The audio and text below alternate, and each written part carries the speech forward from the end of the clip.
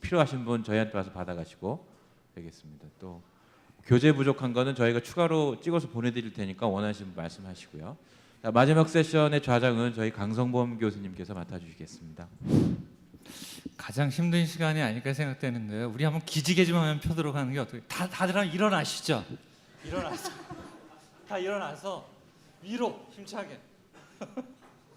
그다음에 왼쪽, 오른쪽, 뒤로. 예, 아유, 앉으시죠. 이번 세션은 사실 부담은 없는 세션이라고 생각이 됩니다. 가볍게 그냥 들을 수 있는 세션이라고 생각이 되고요. 첫 번째 그 펀메드의 검색법과 활용에 관해서 우리 강은영 교수님께서 해주시겠습니다. 강은영 교수님 잠깐 소개를 해드리면요, 2003년도에 그 충북 의대를 졸업하시고 2004년부터 2008년까지 삼성의료원에서 외과 전공을 수료하고 2008년부터 2010년까지 분당 서울대병원에서 외과 전임 일을 하고 2010년부터 지금 분당병원 외과 유방분과의 교수로 재직 중에 있으십니다. 강의 부탁드리겠습니다. 네, 소개 감사합니다. 오늘 그 펀메드 검색법의 활용에 대해서 부담 없이 들을 수 있으실 것 같은데요. 시작하도록 하겠습니다. 먼저 펀메드는 저희가 많은 의학 논문을 검색하는 이제 도구들이 있는데요. 그 중에 가장 흔하게 접할 수 있는 이제 의학 검색 도구입니다. 그래서 미국 국립의학도서관에서 제공하는 생명과학 데이터베이스인데 1948년 이후 발생한 임상과 실험의학, 치의학, 간호학, 보건행정 등에 관련된 논문에 대해 색인 및 초록을 제공하고 있습니다. 주요 기능은 많이 아실 텐데요. 검색어 자동 확장을 통한 검색과 조건을 지정해서 검색 결과를 제한할 수도 있고 또 풀 텍스트와 관련 정보로의 링크도 제공하고 있습니다. 우리 펀메드를 접속하기는 뭐 다 아시겠지만 실제적으로 주소창에 펀메드의 그 주소를 찍고 들어가셔도 되고 또 구글에서 그 펀메드를 쳐서 이제 펀메드로 들어가실 수도 있으실 겁니다. 근데 제가 가장 잘 이용하는 거는 서울대학교 의학도서관에 먼저 로그인을 하고 나서 펀메드를 검색하고 있는데요. 그 이유는 실제적으로 펀메드에는 펀메드 센트럴에서 제공하는 그 풀텍스트 외에 그 원문이 제공되지 않은 논문들이 사실 많습니다. 그래서 이렇게 서울대학교 의학도서관을 통해서 로그인을 하게 되면은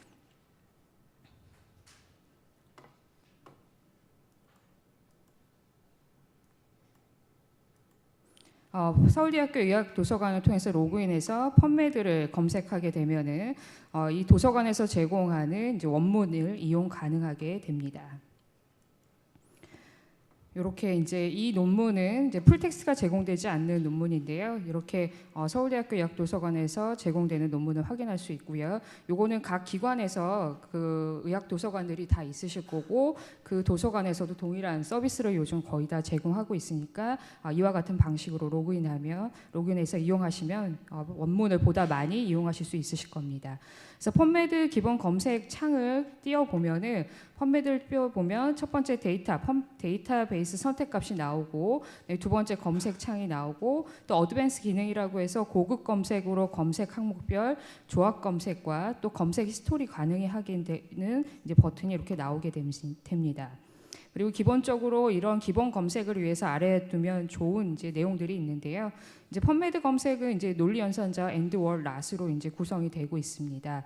즉 and는 2개 이상의 키워드를 모두 조합한 자료를 검색하게 되는데 스트레스 and 캔서 또는 스트레스 캔서라고 치더라도 펀메드에서는 기본적으로 and로 검색하기 때문에 and를 입력하지 않아도 이제 스트레스 and 캔서 이렇게 검색이 되고요. 또 OR는 2개 이상의 키워드 중 1개 또는 2개 이상 모두 포함된 자료가 검색이 됩니다. 그래서 비타민 C, OR, 징크라고 치면은 이제 얘 또는 얘가 모두 포함된 자료가 검색되기 때문에 더 많은 자료를 검색하는 데 유용하고요. 그리고 not 연산자는 not 뒤에 있는 키워드를 제외한 자료를 검색하게 되는데 오베시티 not child 하면은 이제 관련 연구에서 이제 child 소아와 관련 없는 오베시티에 관련 논문이 이제 검색이 되게 됩니다. 또한 이제 브레스트 캔서로 부호 없이 입력을 하게 되면 브레스트 앤드 캔서로 인식하게 되기 때문에 보다 많은 범위의 이제 논문이 인식이 되는데 여기에 더블 인용 부호를 이제 붙이게 되면은 브레스트 캔서라는 구문이 포함된 그런 논문으로 이제 축소해서 검색을 할 수가 있게 되겠고 이제 절단 검색은 여러 개의 단어를 모두 입력하지 않아도 단어의 중간까지 입력한 후에 별표를 표시하게 되면은 이 aid라는 단어가 포함된 모든 키워드가 검색이 되거나 검색이 되게 됩니다. 가로 검색은 검색 순서를 정할 때 사용되는데 뭐 인플루엔자 앤드 가로 백신 or 백시네이션이라고 치면 백신 또는 백시네이션에 관한 자료를 먼저 찾게 되고 또 이 자료와 인플루엔자와 에 관련된 내용이 모두 포함된 논문을 검색하게 됩니다. 간단하게 이제 시연을 해 보면은 예를 들어서 오베스티를 치면은 총 20만 7천여 개의 이제 논문이 검색이 됩니다. 여기에 나 찰드를 치면은 이제 찰드 소아에 관련된 논문은 제외가 되겠고요. 그래서 약 17만 7천여 건의 논문이 펀메드에서 검색이 되게 됩니다. 또 브레스트 캔서 앤드 로컬 리커런스에 대한 자료를 제가 찾고 싶어서 이제 쳐봤는데요. 쳤더니 약 13,125개의 논문이 검색이 됐습니다. 그래서 여기다 더블 인용 부호를 넣고 좀 더 검색 범위를 좁혀보기 위해서 이 부호를 인용하여서 다시 검색을 시행해 봤습니다. 그러면 브레스트 캔서나 로컬 리커런스 두 가지 모두 구문이 인용된 논문이 이제 검색이 되고 2,282개의 논문이 검색되는 것을 확인할 수가 있습니다.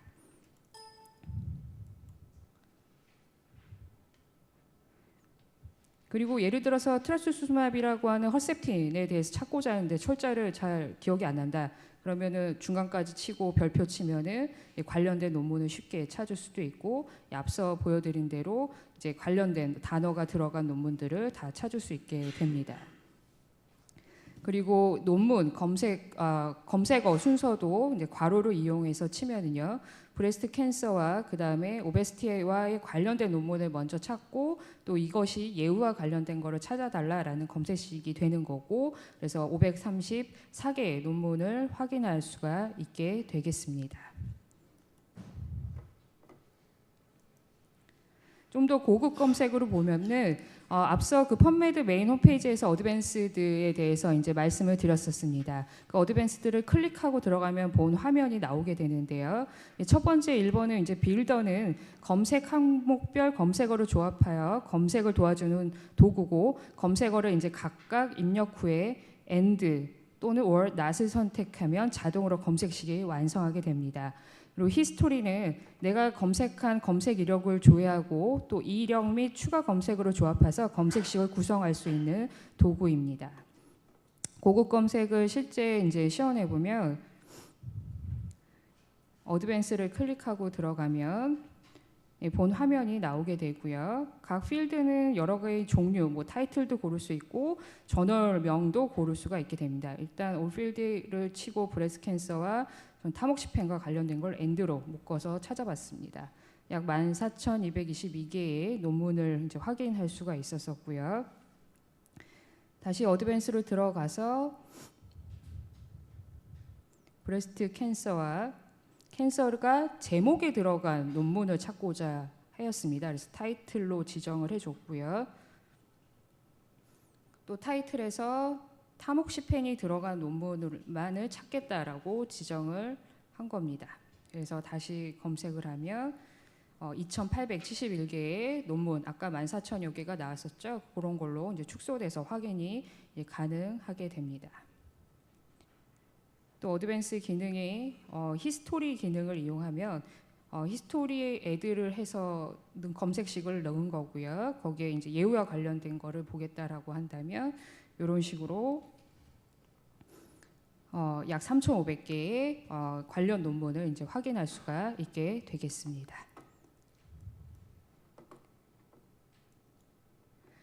이렇게 검색한 결과를 이제 보게 되는데요. 검색 화면이 나오게 됩니다. 1번은 이제 검색어가 표시가 되게 되고 2번에는 디스플레이 세팅에서 이 디스플레이가 이제 서머리로 보여주고 페이지당 20개씩 보여준다라고 이제 표시가 되어 있습니다. 그리고 검색 결과의 간략한 서지 정보도 이제 알 수 있고요. 뭐 JCO에 있고 또 각 논문의 명을 이제 누르면은 초록이 포함된 화면으로 이동하게 됩니다. 그리고 Relate Citation이라고 해서 관련 논문도 검색 가능하고 그 옆에 보시면은 Titles with your search terms라 그래서 이용자가 입력한 검색어가 타이틀에 포함된 거를 이제 볼 수가 있습니다. 그래서 아까 굳이 타이틀로 이렇게 지정해주지 않아도 이렇게 치면은 이렇게 타이틀이 포함된 논문도 함께 검색이 되고 또 밑에는 이제 펀메드 센트럴에서 이제 원문이 제공되는 약 1,834개의 논문이 있다라는 뜻입니다. 이렇게 해서 찾아볼 수가 있게 되겠습니다.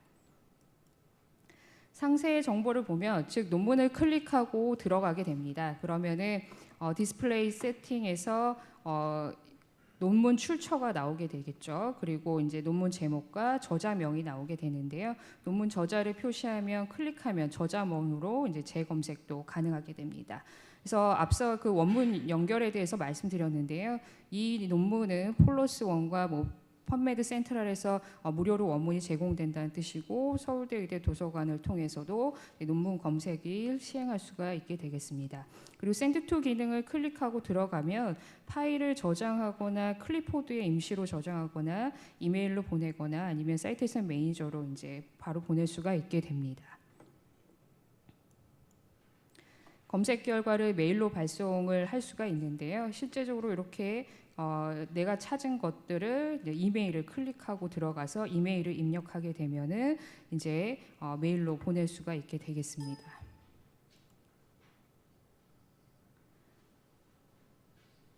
검색 결과를 선택을 하고 검색에서 보면은 이거는 뭐 BMC 캔서에서 이제 서지 정보를 확인할 수가 있고요. 2014년에 이제 나온 논문입니다. 펀메드 센트럴과 그다음에 바이오메드 센트럴에서 원문이 이제 무료로 제공되고 있고요. 이렇게 펀메드 센트럴에서는 이런 식으로 무료 원문들이 이제 형식이 제공되고 있고 PDF 파일 다운로드를 통해서 이제 자유롭게 무료로 원문 이용이 가능하게 했습니다. 이메일로 보내고자 할 때는 이메일을 클릭하고 이메일 주소를 입력하고 이렇게 입력한 후에 보내시면 되시겠습니다. 메쉬텀 활용에 대해서 얘기할 텐데요. 우리 논문의 키워드를 작성할 때 메쉬 용어로 하라라고 이제 얘기를 합니다. 이 메쉬 용어라는 건 의학 주제 표명이라고 하는 메디컬 서브젝트 헤딩즈를 줄여서 메쉬라고 하는데요. 이는 미국 국립의학도서관에서 정하는 의학 분야의 주제명 표명이고 이거는 매드라인 데이터베이스에서 자료를 관리할 수 있도록 문헌의 내용을 나타내는 적절한 용어를 10개에서 15개 정도 문헌에 부여하게 되는데 이때 메쉬 용어를 사용하게 됩니다. 그래서 키워드를 메쉬 용어로 사용하라는 이유도 이와 같은 이유에서입니다. 그래서 일단은 메쉬 텀을 이제 알아보려면 메쉬 데이터베이스로 지정을 하고 이제 검색어를 입력을 하면 되는데요. 예를 들어서 브레스트 캔서에 대한 메쉬 용어를 알아보기 위해서 브레스트 캔서를 치고 찾아봤을 때 이렇게 브레스트 캔서의 메쉬 용어가 브레스트 네오플라즘이라는 것을 알 수가 있습니다. 그래서 브레스트 네오플라즘을 클릭하고 들어보면 이런 화면이 뜨게 되는데 브레스트 네오플라즘에 대한 설명과 그 다음에 하위 항목이 이렇게 나오게 됩니다. 그래서 내가 예를 들어서 브레스트 네오플라즘의 에피데미올로지와 에티올로지, 제노틱스에 관련돼서 이제 논문을 확인하고 싶다라고 하면 에듀투 서치 빌더를 이용해서 이제 입력을 하고 그다음에 서치 펀메드를 클릭하여 이제 찾으시면 되는데요. 예, 뭐 메쉬 여기에서 지정해도 되고 앞서 홈페이지 화면에서 메쉬를 클릭하고 들어가셔도 됩니다. 그래서 브레스트 캔서를 쳐서 확인을 하면 이제 이와 관련된 이제 용어 메쉬텀을 확인할 수가 있고 브레스트 네오플라즘을 이제 클릭을 하게 되면 앞서 설명드린 화면이 나오게 됩니다. 그래서 일단 이건 지난번에 찾은 게 기록이 돼 있어서 삭제한 거고요. 예를 들어서 지금은 5어로 이제 조합이 돼 있었는데 내가 에피데미올로지와 에티올로지와 그다음에 뭐 제네틱스에 관련된 것들을 엔드로 묶어서 검색어로 조합하고자 할 때는 이제 에듀투 서치 빌더에 엔드로 조합을 하고 그다음에 이제 각각의 항목을 하나씩 이제 클릭해서 애드 하시면 되시고요.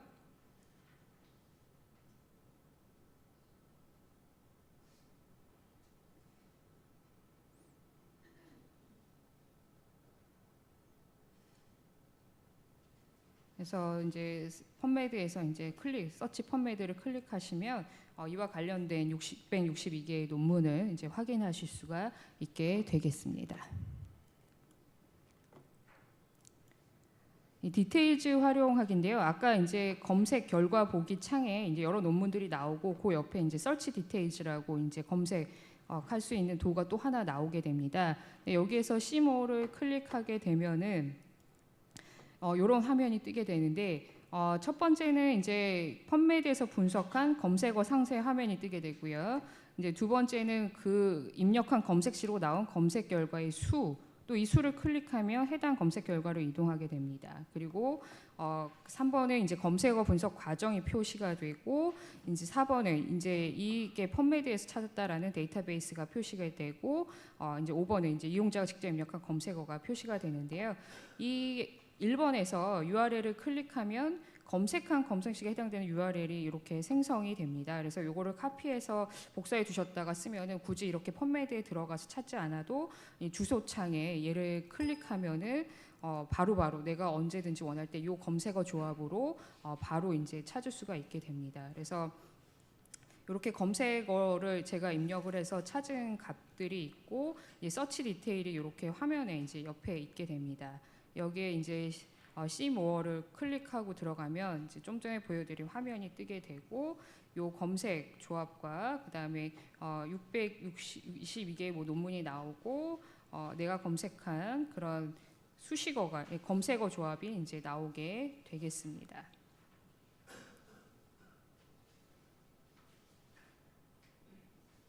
요 검색어에 대한 URL을 클릭을 하면 이 주소창에 그 URL이 뜨게 되고 검색 결과가 이렇게 뜨게 됩니다. 그래서 이 URL 주소를 복사해 두셨다가 쓰시면은 이제 쉽게 바로바로 찾으실 때 도움이 되실 것 같습니다. 이 최신 논문 정보를 이제 본인이 이제 펀메드에 저장을 해놓으면 수시로 이메일로 받을 수가 있게 됩니다. 그래서 이 기능은 첫 번째 이제 어드밴스 메뉴에 들어가서 이제 서치의 그 넘버를 클릭을 하면 이런 창이 뜨게 됩니다. 일단은 이 NCBI에 이제 로그인된 상태인데요. 저는 이렇게 클릭을 해서 이제 펀메드의 개인 계정에 검색식을 저장을 하게 되고, 추후 이게 검색 시에도 활용이 될 뿐만 아니라 요거를 이제 추후 이메일로 업데이트된 것들을 알림 신청을 하면은 이제 이게 뭐 나는 한 달 주기로 받겠다, 아니면은 주 주기로 받겠다, 매일 받겠다 이렇게 지정을 할 수가 있게 되겠습니다. 그래서 요거를 이제 저장을 해두면은 요거를 수시로 논문을 이제 받을 수 있게 되겠습니다. 어드밴스 기능을 이제 들어가서 내가 검색한 히스토리가 있게 됩니다. 그래서 이 히스토리 중에서 BRCA1 and BRCA2에 대한 제가 관심 있는 분야라서 이제 그거를 주기로 이제 메일을 업데이트된 사항을 이메일로 받기를 원해서 그렇게 마이 NCBI로 들어갔습니다. 그래서 이미 저는 로그인된 상태였고요. 로그인 하시면 되고요. 이거는 뭐 여기에 직접 계정을 만들 수도 있고 구글 아이디로도 할 수 있으십니다.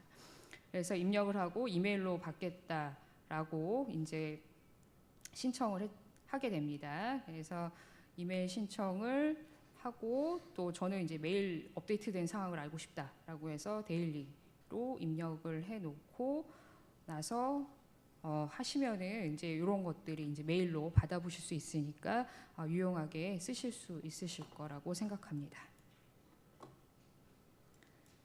그리고 개별 논문 서지사항 검색하기 위한 이제 싱글 사이테이션 매처라는 이제 게 있는데요. 이제 실제적으로 논문을 알고 있는데 이 논문의 서지사항을 정확히 모를 때 그 펀메드에 수록된 논문에 한해서는 뭐 저널명이나 권호, 시작 페이지, 출판연도 논문명 중 한 가지 이상만 입력하면 그 논문에 대한 이제 서지 사항을 알 수가 있게 됩니다. 그래서 펀메드 홈 메인 홈 화면에서 싱글 사이트스 매처를 클릭하고 들어가서 이런 화면이 나오게 되는데요. 거기서 이제 알고 있는 값을 입력을 하면 이 논문의 이제 서지 사항을 이제 정확하게 저자 정보와 함께 확인할 수가 있으시겠습니다. 제가 가장 많이 이용하는 거는 이제 저널스 인 NCBI 데이터베이스 활용인데요. 이제 실제 모든 저널이 다 관심 있는 저널은 아닙니다. 그래서 제가 뭐 관심 있는 JCO나 NEJM이나 뭐 브레스트 캔서 리서치나 이런 논문 저널의 이제 상재 서지 사항을 확인하고 또 펀메드에서 이런 관심 저널에 등재된 논문을 이제 한꺼번에 이제 리뷰를 하기 위해서 이제 이런 저널스 인 NCBI 데이터베이스를 활용하게 되는데요. 펀메드 메인 홈페이지에서 이렇게 클릭을 하고 들어가면 이런 화면들이 나옵니다. 그러면은 관심 있는 저널에 대해서 란셋이라고 뭐 치고 서치 찾게 되죠. 찾게 되면은 이제 란셋에 관련된 이 저널의 풀네임과 뭐 국제 표준 연성 간행물 번호부터 시작해서 매드라인 양어병학, 또 IS 야구명 뭐 여러 가지 이제 정보가 이제 나오게 됩니다. 그래서 이런 것들이 내가 찾고자 하는 게 맞다라면 이제 Add to Search 빌더를 이용해서 란셋 온콜로지 또 내가 이제 직접 엔드 브레스트 캔서 여기에 포함된 저널 중에 브레스트 캔서와 관련된 저널 찾겠다 해서 입력을 하고 서치 펀메드를 하면 거기에 관련된 란셋 온콜로지 등재된 논문 중 브레스트 캔서에 관련된 논문을 한꺼번에 리뷰를 하실 수가 있게 되겠습니다. 그래서 저널스 인 NCBI 데이터베이스를 클릭하고 들어가서 란셋에 대해서 이제 찾겠다라고 쳤습니다. 란셋은 뭐 종류가 많죠. 그래서 그 많은 이제 란셋에 관련된 여러 저널들이 나올 거고요. 이 중에서 제가 관심 있는 이제 란셋 온콜로지를 이제 클릭하고 이제 들어가 보면 란셋에 관한 여러 서지 정보들이 이제 나오게 되고요. 여기 Add to Search 빌더와 그다음에 검색어 조합을 입력해서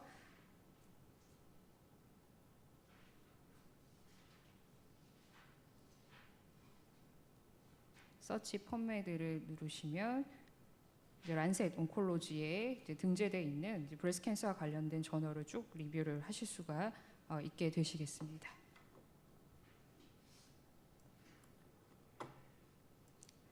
또 이제 유용하게 쓰는 거는 이제 펀메드에서 엔드노트로 바로 레퍼런스를 보내는 방법인데요.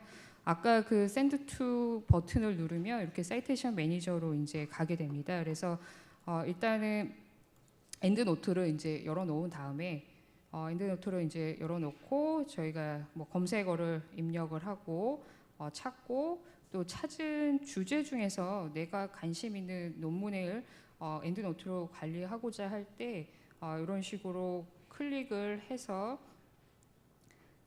샌드 투 뭐 사이테이션 매니저로 바로 가도 되고요. 클립보드에 우선 모든 논문을 다 모아놓은 다음에 클립보드에 있는 거를 한꺼번에 다 사이테이션 매니저를 통해서 보내셔도 상관은 없습니다. 그래서 이런 식으로 클릭을 하면 일단 임포트 필터를 펀메드로 이제 지정을 해줘야 되고요. 펀메드로 지정한 다음에 선택을 버튼을 누르시면 이런 식으로 선택한 논문이 이제 엔드노트로 이제 가는 것을 확인할 수가 있겠습니다.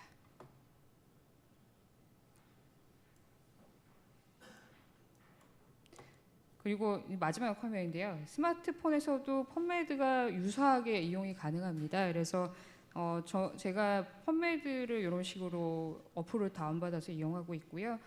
수시로 이제 논문 검색을 펀메드에서 할 때는 유용하게 쓰이고 있습니다. 그래서 펀메드 찾고 어드밴스드 서치 기능이 다 있기 때문에 뭐 란셋에서 아까 또 동일하게 하면은 이런 식으로 찾을 수도 있겠습니다. 그래서 뭐 사실 지금 가장 제가 최근에 펀메드가 이제 화면이 구성이 바뀌면서 거기에 대해서 온라인에서 설명을 잘 해놓은 건 많지는 않더라고요. 그래도 그 중에서 잘 돼 있는 것들이 많이 있었고 또 유튜브에 펀메드에 관련된 관련 동영상도 많기 때문에 유용하게 찾아보실 수 있고요. 직접 뭐 순서대로 한번 해보시면은 뭐 전공의 선생님도 쉽게 따라서 하실 수 있을 거라 생각합니다. 이상입니다.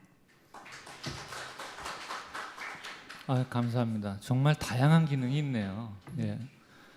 질문 있으시면 한 분만 받도록 하겠습니다. 예.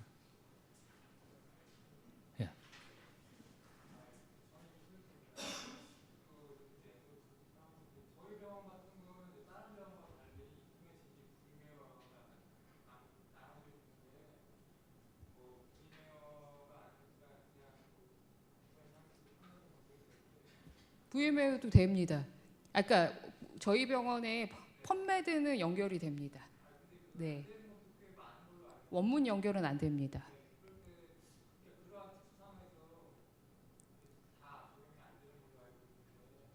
좀 VM웨어 들어가서 하고 있습니다. 네, 하고 있습니다. 원문 이용을 위해서.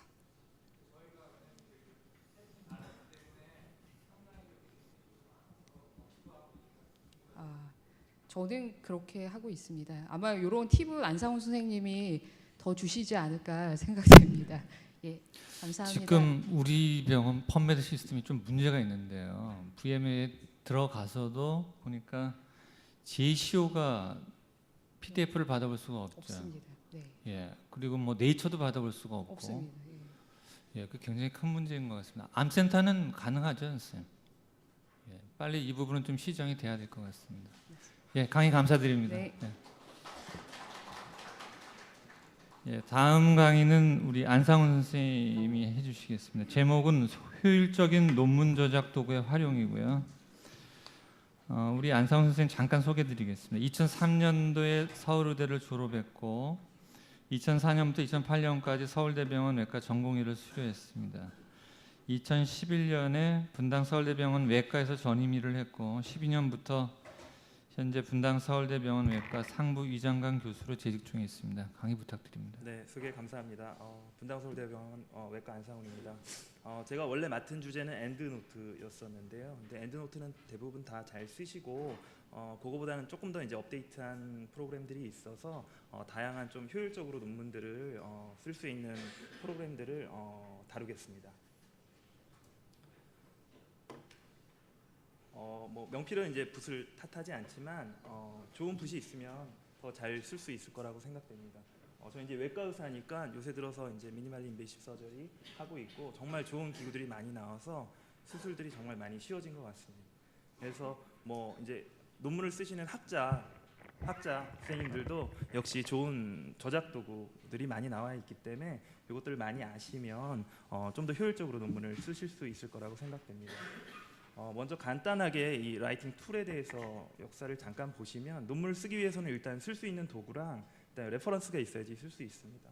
그래서 뭐 중세 시대에는 레퍼런스가 없었겠죠. 뭐 그냥 옆에 뭐 이렇게 기억이나 뭐 자신의 경험을 쓰는 게 다였고 이후 1445년도에 활자가 나오면서 이제 레퍼런스가 많이 좋아졌습니다. 이후 타이프라이터가 나오면서 라이팅 툴이 한번 업그레이드가 되었고요.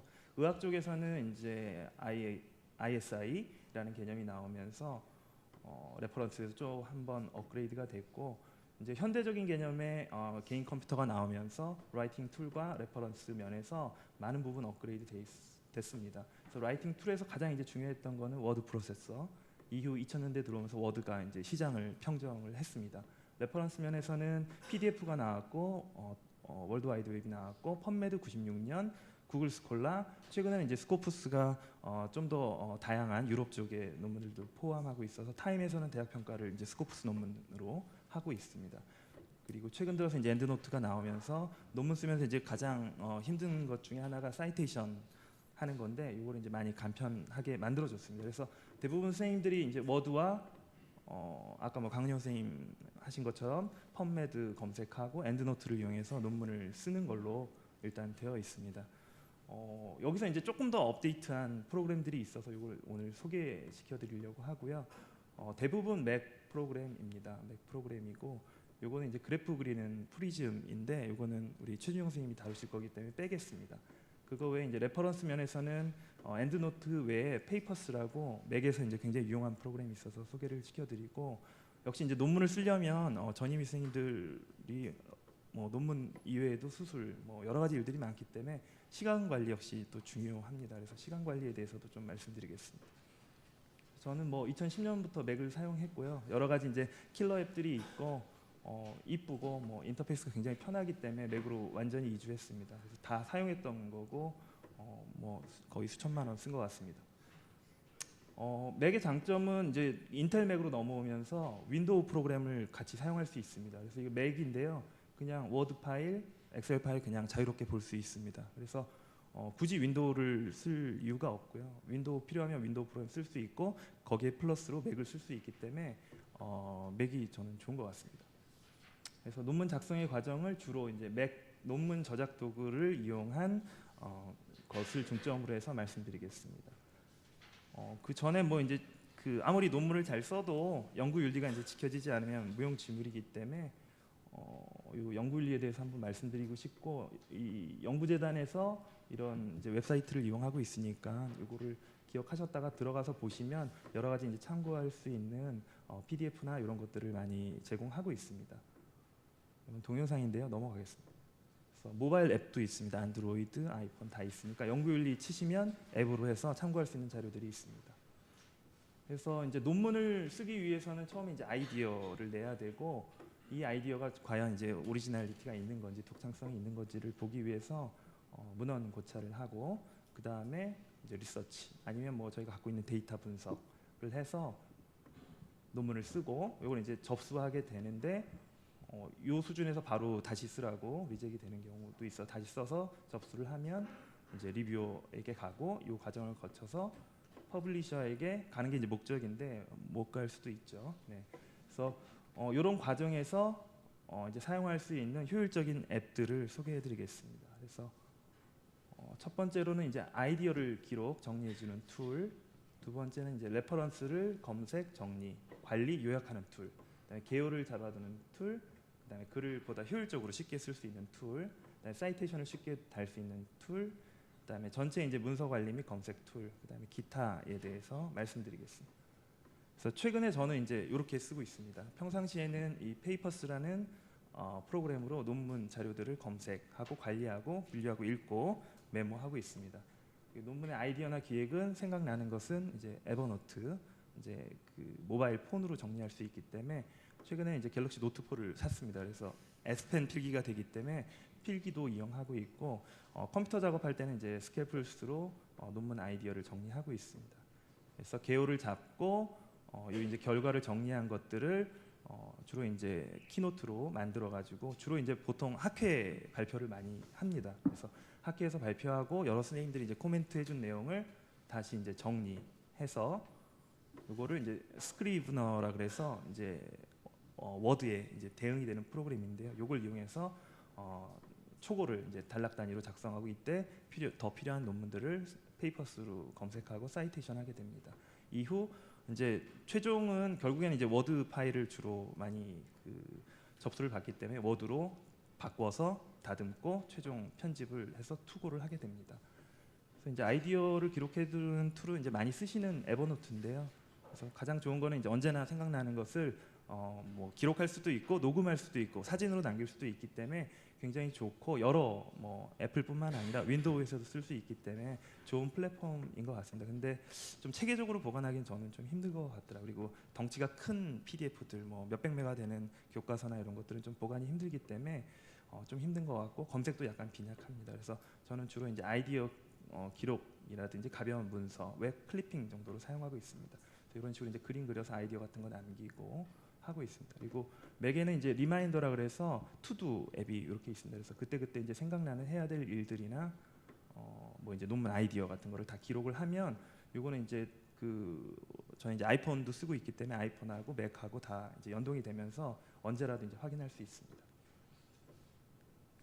요거 이제 맥에서 크롬을 띄운 건데요. 이제 인터넷 보다 보면 흥미있는 기사들도 있고, 요 뭐 김영호 선생님이 인터뷰 하셨던 내용인데, 이런 거 나중에 찾으려고 하면 사실 쉽지 않거든요. 그래서 요것도 옆에 이제 요거를 다 설치 프로그램을 깔아서 에버노트, 페이퍼스, 데번싱크라 그래서 요것도 이제 문서 관리 툴입니다. 그래서 요걸 클릭하면 그냥 요 웹 페이지가 저의 데이터베이스로 다 들어옵니다. 이렇게 들어오고, 이런 것도 이제 스토마캐서의 2013년 뭐 프레벌런스, 2012년 프레벌런스인데, 요것도 이제 찾으려면 다시 검색하는 굉장히 이제 불필요한 작업을 해야 되는데 이것도 이런 식으로 클립을 해놓으면 요 페이퍼스인데요. 이거는 페이퍼스에 들어와 있고 이걸 필요하면 이 웹도 이런 식으로 서지 프로그램으로 사용할 수 있습니다.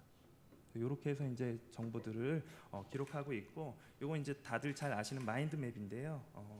이제 그 영국의 뭐 굉장히 유명한 언론인이 주창했던 이론이고, 하여튼 성공하기 위해서는 기록하는 습관을 가져야 된다. 그리고 이미지화해야 된다. 그래야지 이제 시야가 넓어지고 종합적인 이제 사고를 할 수 있다. 이런 이론입니다. 그래서 어떤 이제 가운데다가 주제를 그리고 가로로 놓고 시작하면서 이렇게 이제 익스텐션하면서 이런 거를 이제 시각화하는 거죠. 그래서 논문 쓸 때도 역시 이 마인드맵, 브레인스토밍 맵이 굉장히 유용하고, 한 가지 주제에 대해서 이렇게 익스텐션하면서 이거를 이미지화 해놓으면, 처음에 이 아이디어를 이렇게 정리해 놓으면 여기 나중에 이제 논문 쓸 때 바로바로 보면서 놓치지 않고 할 수 있습니다. 그래서 저는 이제 주로 사용하는 게 애플에서는 스캐플이고, 여기 이제 윈도우 뭐 대응 프로그램들이 많습니다. 엑스마인드, 뭐 만드기, 뭐 알마인드 이런 것도 있고, 그래서 이거는 이제 편하신 거를 사용하시면 될 것 같고, 안 쓰시는 분들도 있을 것 같은데 조금 익숙해지면 시간이 걸리는데요. 익숙해지면 이제 마인드맵 없이는 생각이 좀 정리가 잘 안 됩니다. 그래서 꼭 거쳐야 되는 과정이고요. 그 다음에 이제 리터러처 리뷰인데요. 레퍼런스를 이제 검색, 정리, 요약하는 툴로 페이퍼스입니다. 페이퍼스 3고요. 그래서 드롭박스라고 이 클라우드를 통해서 언제 어디서나 맥, 아이폰, 아이패드를 통해서 자신만의 이제 라이브러리를 언제라도 접근할 수 있습니다. 그래서 제가 생각하기에는 이제 논문 관리의 끝판왕이라고 저는 생각하고 있습니다. 그래서 뭐 관리, 읽기, 뭐 체계적인 저장, 메모, 문헌 다육이, 선택적 찾기 이런 면에서 굉장히 이제 우수한 프로그램입니다. 그래서 뭐 비교한 건데요. 뭐 각각의 이제 사이테이션 매니저 중에서 페이퍼스가 가장 우수하고, 사이테이션이 이제 엔드노트가 조금 좋은 측면이 있는데, 페이퍼스 3 최근 버전 나오면서 사이테이션도 이제 페이퍼스가 굉장히 좋아졌습니다. 그래서 각종 펀메드, 뭐 스콜라, 뭐 스코프스, 웹 오브 사이언스 다 검색 엔진 들어와 있고요. 여기서 뭐 이제 굳이 웹으로 안 들어가고 여기서 바로 검색하시면 됩니다. 아까 같이 똑같이 검색하시면 쫙 뜨고, 먼저 들어가기 전에 저는 이제 VMI는 사용하지 않고요. 그냥 저는 외부망 들여와서 사용하거든요. 사용하고 도서관 아이디로 로그인을 하면, 요거 더블 클릭하면 바로 풀 텍스트가 뜹니다. PDF 바로 읽어오고요. 이렇게 하고, 저는 이제 이런 식으로 해서 이제 저만의 라이브러리인데요. 이렇게 해서 분류를 해서 뭐 이제 논문 썼던 거, 이 당시에 썼던 논문들이 다 여기에 있고, PDF 클릭하면 여기 뜨고, 여기 다 바로바로 메모할 수 있고요. 그렇습니다. 요거를 이런 식으로 이제 메모를 할 수 있고, 여기 클릭하면 이 논문의 뭐 강점이 뭐고, 여기서 뭘 참고했고, 이런 것들을 다 굉장히 간편하게 직관적으로 할 수 있습니다. 역시 아이폰으로 똑같은 라이브러리를 바로 접근할 수 있습니다. 그래서 언제 어디서나 제가 이렇게 그때 사용했던 논문들을 바로바로 이렇게 볼 수 있습니다. 그래서 일단은 아직까지는 사이테이션 프로그램으로 엔드노트가 유용한 측면이 있어 두 개를 사용하고 있는데, 점점 이제 페이퍼스 3로 넘어오는 추세입니다.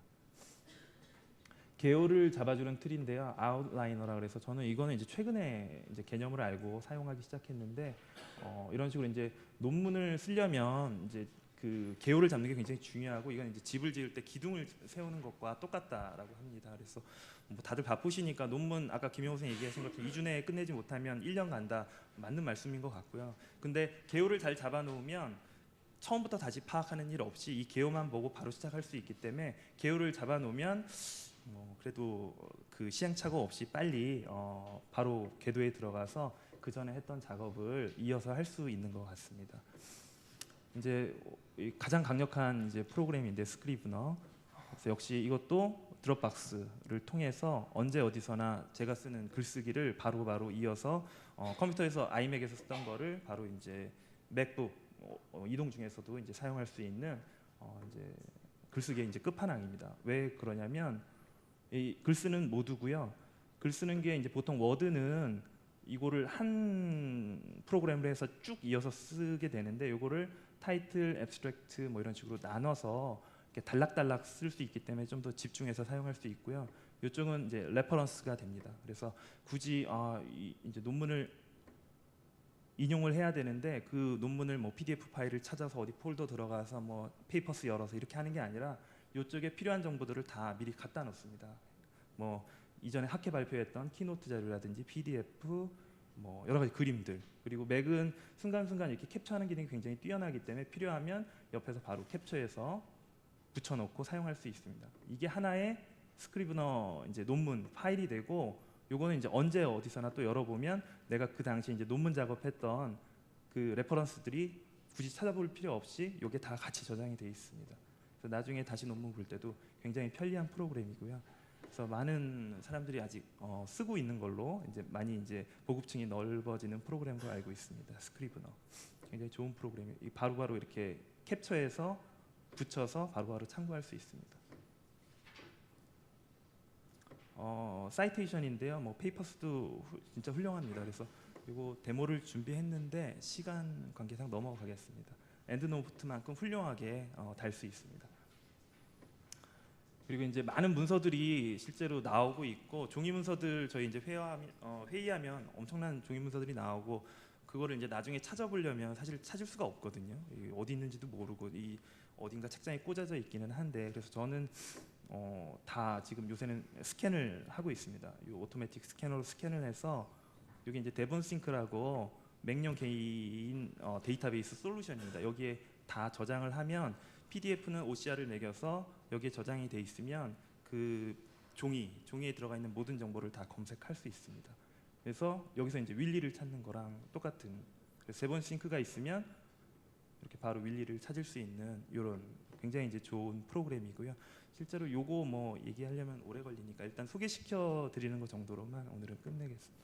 그래서 뭐 구글 라이브러리 프로젝트처럼 개인 이런 라이브러리를 구성을 하고 있고, 이런 프로젝터입니다. 스캐너입니다. 그래서 모든 종이도 다 이런 식으로 스캐너해서 저장을 하고 있고요. 그래서 여기 이제 데본싱크고, 치면 한 6만 개의 문서에서 검색어를 치면 여기에 이제 연관도가 높은 파일들을 다 쫙 뿌려줍니다. 안에 내용까지 포함해서. 여기 이 수많은 책에서 제가 원하는 책을 찾아주는 프로그램이라고 할 수 있습니다.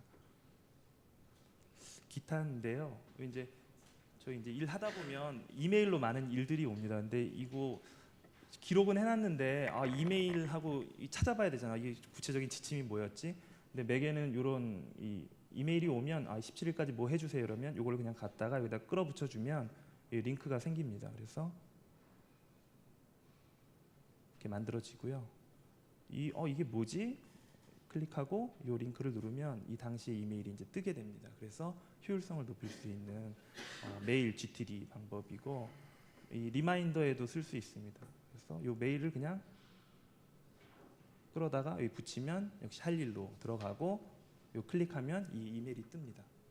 그래서 시행착오를 많이 줄일 수 있는 방법이고, 이거는 이제 GTD라 그래서 많이 아시는 개념인데, 일단은 일들이 엄청나게 많으니까 그 일들을 일단은 모으고 그 일들을 어떻게 할지 이제 다음 액션을 정하는 건데, 일을 가장 중요한 원칙은 이제 잘게 나누는 거죠. 그래서 뭐 책을 만들어라 이러면 정말 하기 힘들죠. 이게 뭐 엄청 어려운데 이걸 잘게 나누다 보면 어떤 일이든 쉽게 할 수 있고, 또 하나의 원칙은 이제 2분 내에 할 수 있는 일들은 빨리빨리 처리할 수 있는 일은 바로바로 하라라는 이런 이 원칙을 좀 갖고 있어야 이제 저희 이제 전임 위생들하고 전공 위생님들은 뭐 이 논문 외에도 다른 처리할 일들이 많기 때문에 이런 일에 좀 우선순위를 전공의 시절부터 좀 정해서 하는 버릇을 들이면 좀 효율적으로 할 수 있을 것 같습니다. 그 중에 이제 하나가 포모도로라는 개념인데요.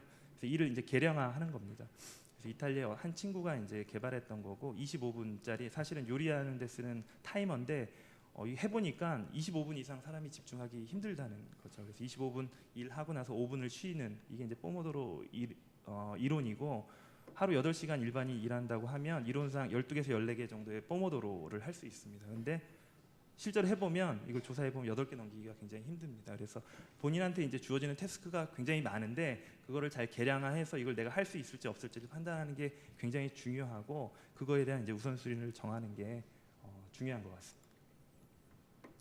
그래서 이런 이제 프로그램도 이제 맥용으로 이렇게 포모도로 프로그램이 있어서 재밌습니다. 이거 막 이 소리도 나고요. 네, 재밌습니다.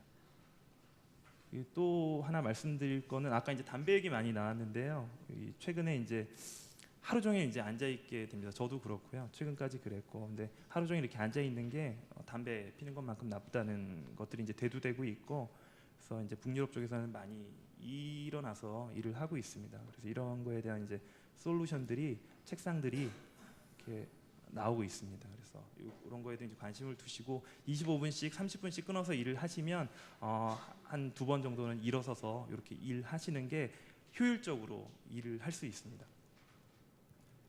저는 이제 사용하는 건 요 베리 디스크라 그래서 요거 사갖고 이렇게 일어서서 일어서서 일하고 있습니다. 네. 근데 일어서서 일하면 정신도 더 맑아지고 더 좋습니다. 허리에도 굉장히 좋고요. 허리가 많이 아팠었는데 허리도 안 아프고 좋은 것 같습니다. 그럼 이제 윈도우는 어떻게 하느냐? 윈도우도 이제 대응 프로그램이 있기는 있습니다. 근데 조금 사실 빈약한 게 사실이고요.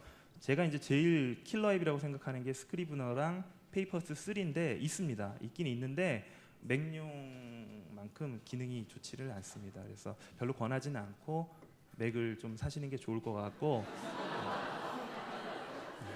그리고 이 프로그램들이 사실은 다 비싸거든요. 그래서 좀 투자를 하셔야 됩니다. 투자를 하셔야 되고 저가형도 있습니다. 저가형도 있는데 요거를 권하겠습니다. 그래서 요약하면 뭐 실패하는 사람은 핑계를 찾고 성공하는 사람은 방법을 찾는다고 하는데요. 그래서 조금만 노력하면 보다 효율적으로 논문을 쓸 수 있을 것 같고 논문을 작성할 때는 아이디어를 내고 논문 검색 관리를 하고 여기에 대한 이제 실험, 통계, 결과 분석을 하고 아웃라인을 잡고 글쓰기, 사이테이션 과정을 거치게 됩니다. 이런 각 과정에 킬러 앱들, 프로그램들이 있고 이런 앱들이 있고 윈도우 프로그램도 사용할 수 있는 맥을 추천드리겠습니다. 그리고 효율적인 논문 작업을 위해서는 시간 관리와 자세 또한 중요한 것 같습니다. 그렇지만 뭐 아쉽게도 이런 방법들이 논문을 대신 써주지는 않습니다. 네, 이상입니다. 정말 대단하네요. 저런 걸 다 쓰고 계세요, 안상훈 쌤?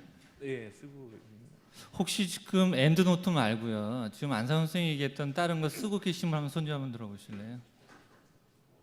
많이 쓰고 두 분 쓰고 계시네요. 두 분.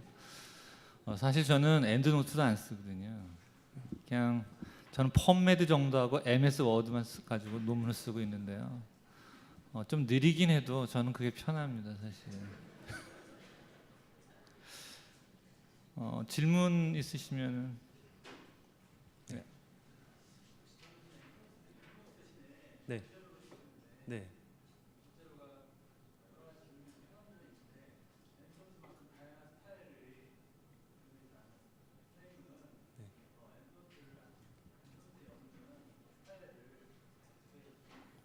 전 페이퍼스로 요새 다 하고 있고요. 근데 페이퍼스가 안 보여드렸는데 700개 이상의 서지를 다 제공을 해주거든요. 그래서 제가 쓰는 범위 내에서 제가 뭐 서지 그를 뭐 다시 하거나 이런 작업은 없었습니다.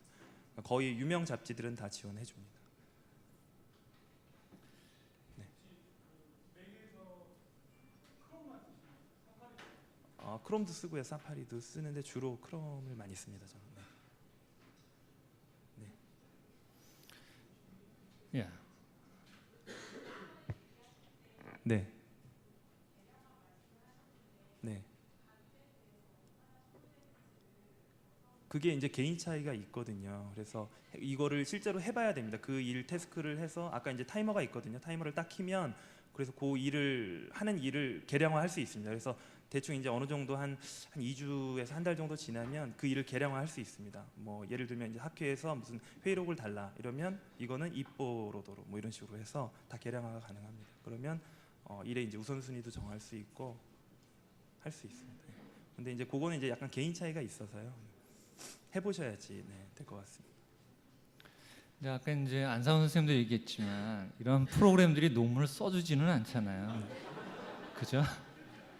결국 프로덕트 논문을 내는 데 있어서 안상훈 선생님 생각할 때 레이트 리미팅 팩터가 뭐인 것 같아요?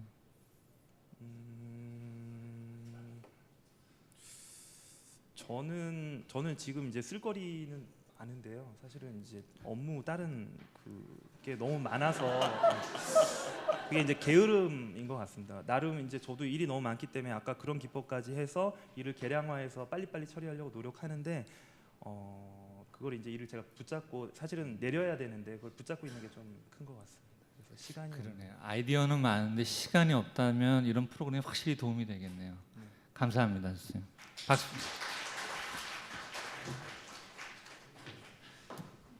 다음 주제는 초록 작성에 관한 부분입니다. 우리 박도순 교수님께서 하실 텐데 간단하게 소개를 드리겠습니다. 1998년도에 서울 의대를 졸업했고요. 99년부터 2003년까지 외과 전공의를 수료했고 2003년도에 서울대병원 외과 전임의를 하고 2004년부터 현재 분당 서울대병원 외과의 교수로 재직 중에 있습니다. 2004년 맞나요, 박정현 쌤? 2005년부터 여기 분당에 왔습니다. 예, 강의 부탁드립니다.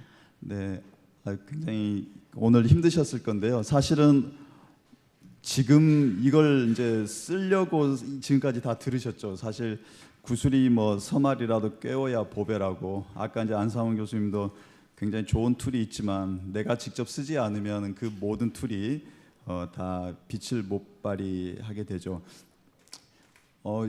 지금 여기 계신 선생님들은 어느 파트가 제일 쓰시기 어려운지 모르겠어요. 물론 이제 그 초록부터 시작해서 이제 레퍼런스까지 있는데 일단 시작해 보겠습니다. 보통 이제 다들 그 전공의 선생님이나 전임의 선생님이나 야 논문 어디까지 썼냐 다 디스커션 쓰고 있다 그럽니다. 한 번도 뭐 결과 쓰고 있다 뭐 인트로덕션 쓰고 있다 그러면 이제 맞을까봐 다 디스커션 쓰고 있다 그래요. 그러면 디스커션을 도대체 뭐 1년을 쓰는 건지. 오늘 제가 말씀드리고 싶은 것은 디스커션을 오늘 한번 가서 한번 써보세요. 이대로만 쓰시면은 뭐 쉽게 쓰실 수 있을 것 같습니다.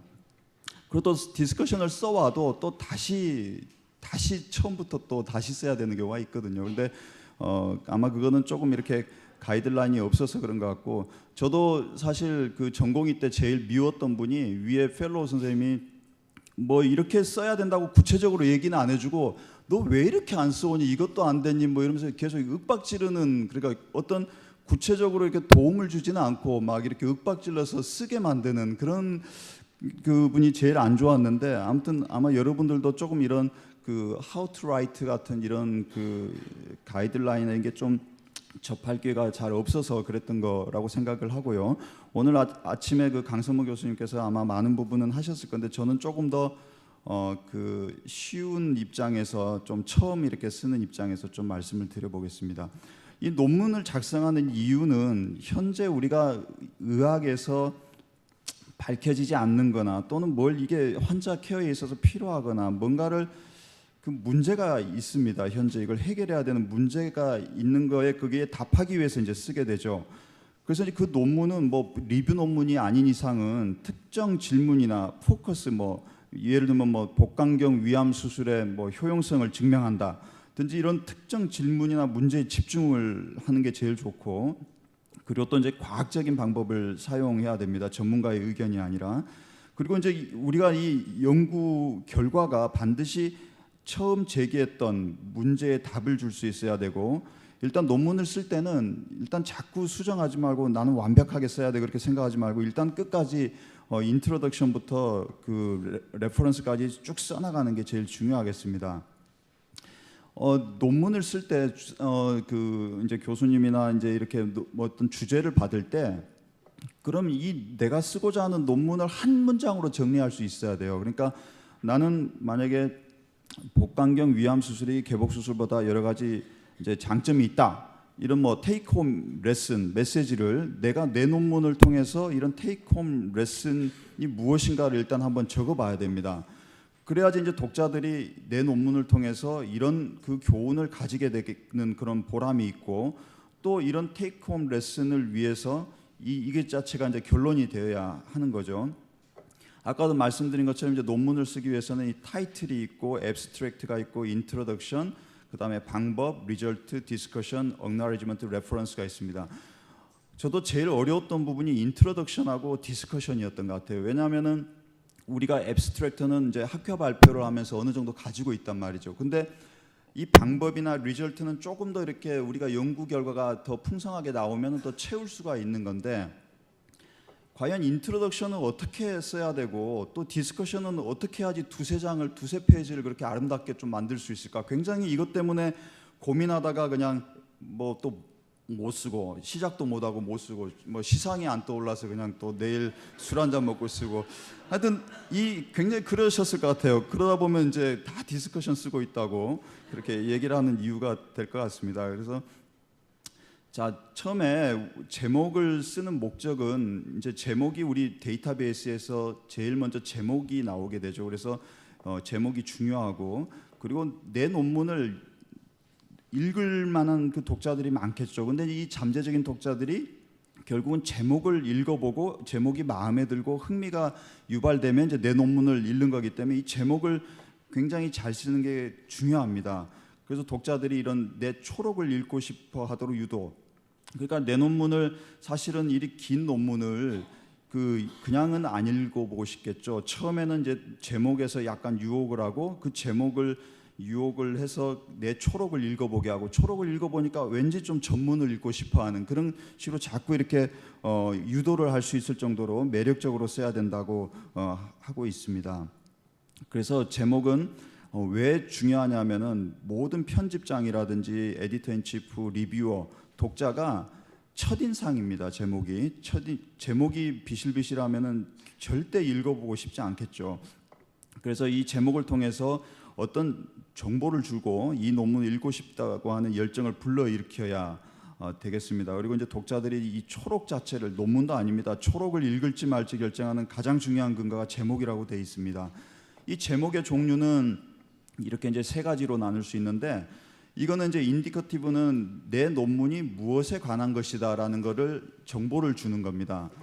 그리고 이제 인포마티브 타이틀은, 만약에 예를 들면 이제 인디케티브 타이틀은 뭐 쇼텀 아웃컴, 비트윈 라파로스코프 앤 오픈, 뭐 이렇게 이제 내 연구가 그런 제목이다라는 걸 한다면은, 인포마티브는 뭐 라파로스코프 뭐 PPG는 디스탈 게스트렉토미보다 좋다. 라파로스코프 PPG is better than 디스탈 게스트렉토미. 그러니까 내가 얘기하려고 하는 테이크홈 메시지를 아예 인포마티브 타이틀에 넣는 겁니다. 그걸 이제 인포마티브 타이틀이라고 그러고, 퀘스처닝 타이틀은 뭔가 이렇게 호기심을 유발시키는, 이게 정말 좋을까 뭐 이런 식으로 호기심을 유발시키는 이 세 가지 제목의 종류가 있는데, 어떤 것을 선택할지는 이제 다 좋은 제목의 종류니까 거기에 맞춰서 이렇게 선택을 하시면 되겠습니다. 제목을 정하는 방법은 일단 내가 투고하려고 하는 그 저널에 그 제목에 어떤 형식이 있는지, 길이의 제약은 없는지, 그런 것들을 좀 알아봐야 되고, 이제 내가 논문에 이제 강력한 의미 전달을 할 수 있는 그 단어들을 잘 배열을 해야 됩니다. 그리고 절대 혼자서 제목을 결정하지 말고 한 두세 개를 만들어서 동료, 공저자에게 반드시 한번 회람을 하시는 게 좋습니다. 그래서 거기서 뭐 투표를 하든 아니면 거기서 정말 이게 좋다고 하는 게 남들 보기에도 좋은 거거든요. 그래서 이 제목을 정하는 거는 굉장히 좀 잘 정해야 된다. 그렇게 얘기하고요. 그다음 이제 중요한 게 이제 초록인데, 초록을 쓰는 목표는 그겁니다. 내 논문에서 something new가 있을 거 아니에요.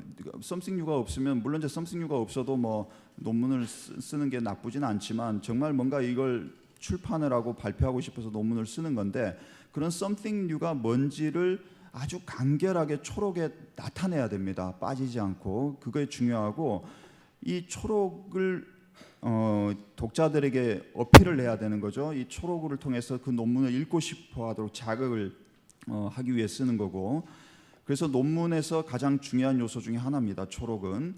그리고 이제 이 내 논문에 포함되어 있는 모든 중요한 정보를 축약해 놓은 미니 버전이라고 생각을 하셔야 됩니다. 그래서 초록은 어차피 논문 쓰기 전에 먼저 그 학회 발표를 하기 위해서 여러분들이 초록을 먼저 쓸 겁니다. 그래서 초록은 어쨌든 논문 쓸 때 가장 먼저 작성하는 부분이고, 그리고 또 마지막에 다시 한번 고쳐야 됩니다. 아주 핵심적으로 간결하게 써야 되니까. 그리고 This is the first report라는 이런 문장이 들어가면 좋고 보통 이제 과거형으로 쓰고 그리고 이제 초록에서 막 그런 어떤 토론 디스커션은 피하는 게 좋습니다. 왜냐하면 간결하게 써야 되니까. 마찬가지로 참고 문헌을 초록에서 인용하면 안 좋고요.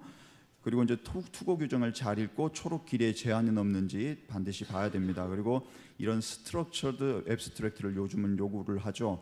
왜냐하면 이렇게 그 정형화된 앱스트랙트를 씀으로써 어떤 이제 규격이 맞춰 가지고 모든 사람들이 이제 초록을 쉽게 읽을 수가 있고 또 이런 체크 포인트가 있음으로써 나의 중요한 정보가 어떤 무의식적으로 생략되는 걸 방지할 수 있고 심사자들이 리뷰를 편리하게 할 수 있고 그 연구를 이해하는 데 또 도움이 될 겁니다.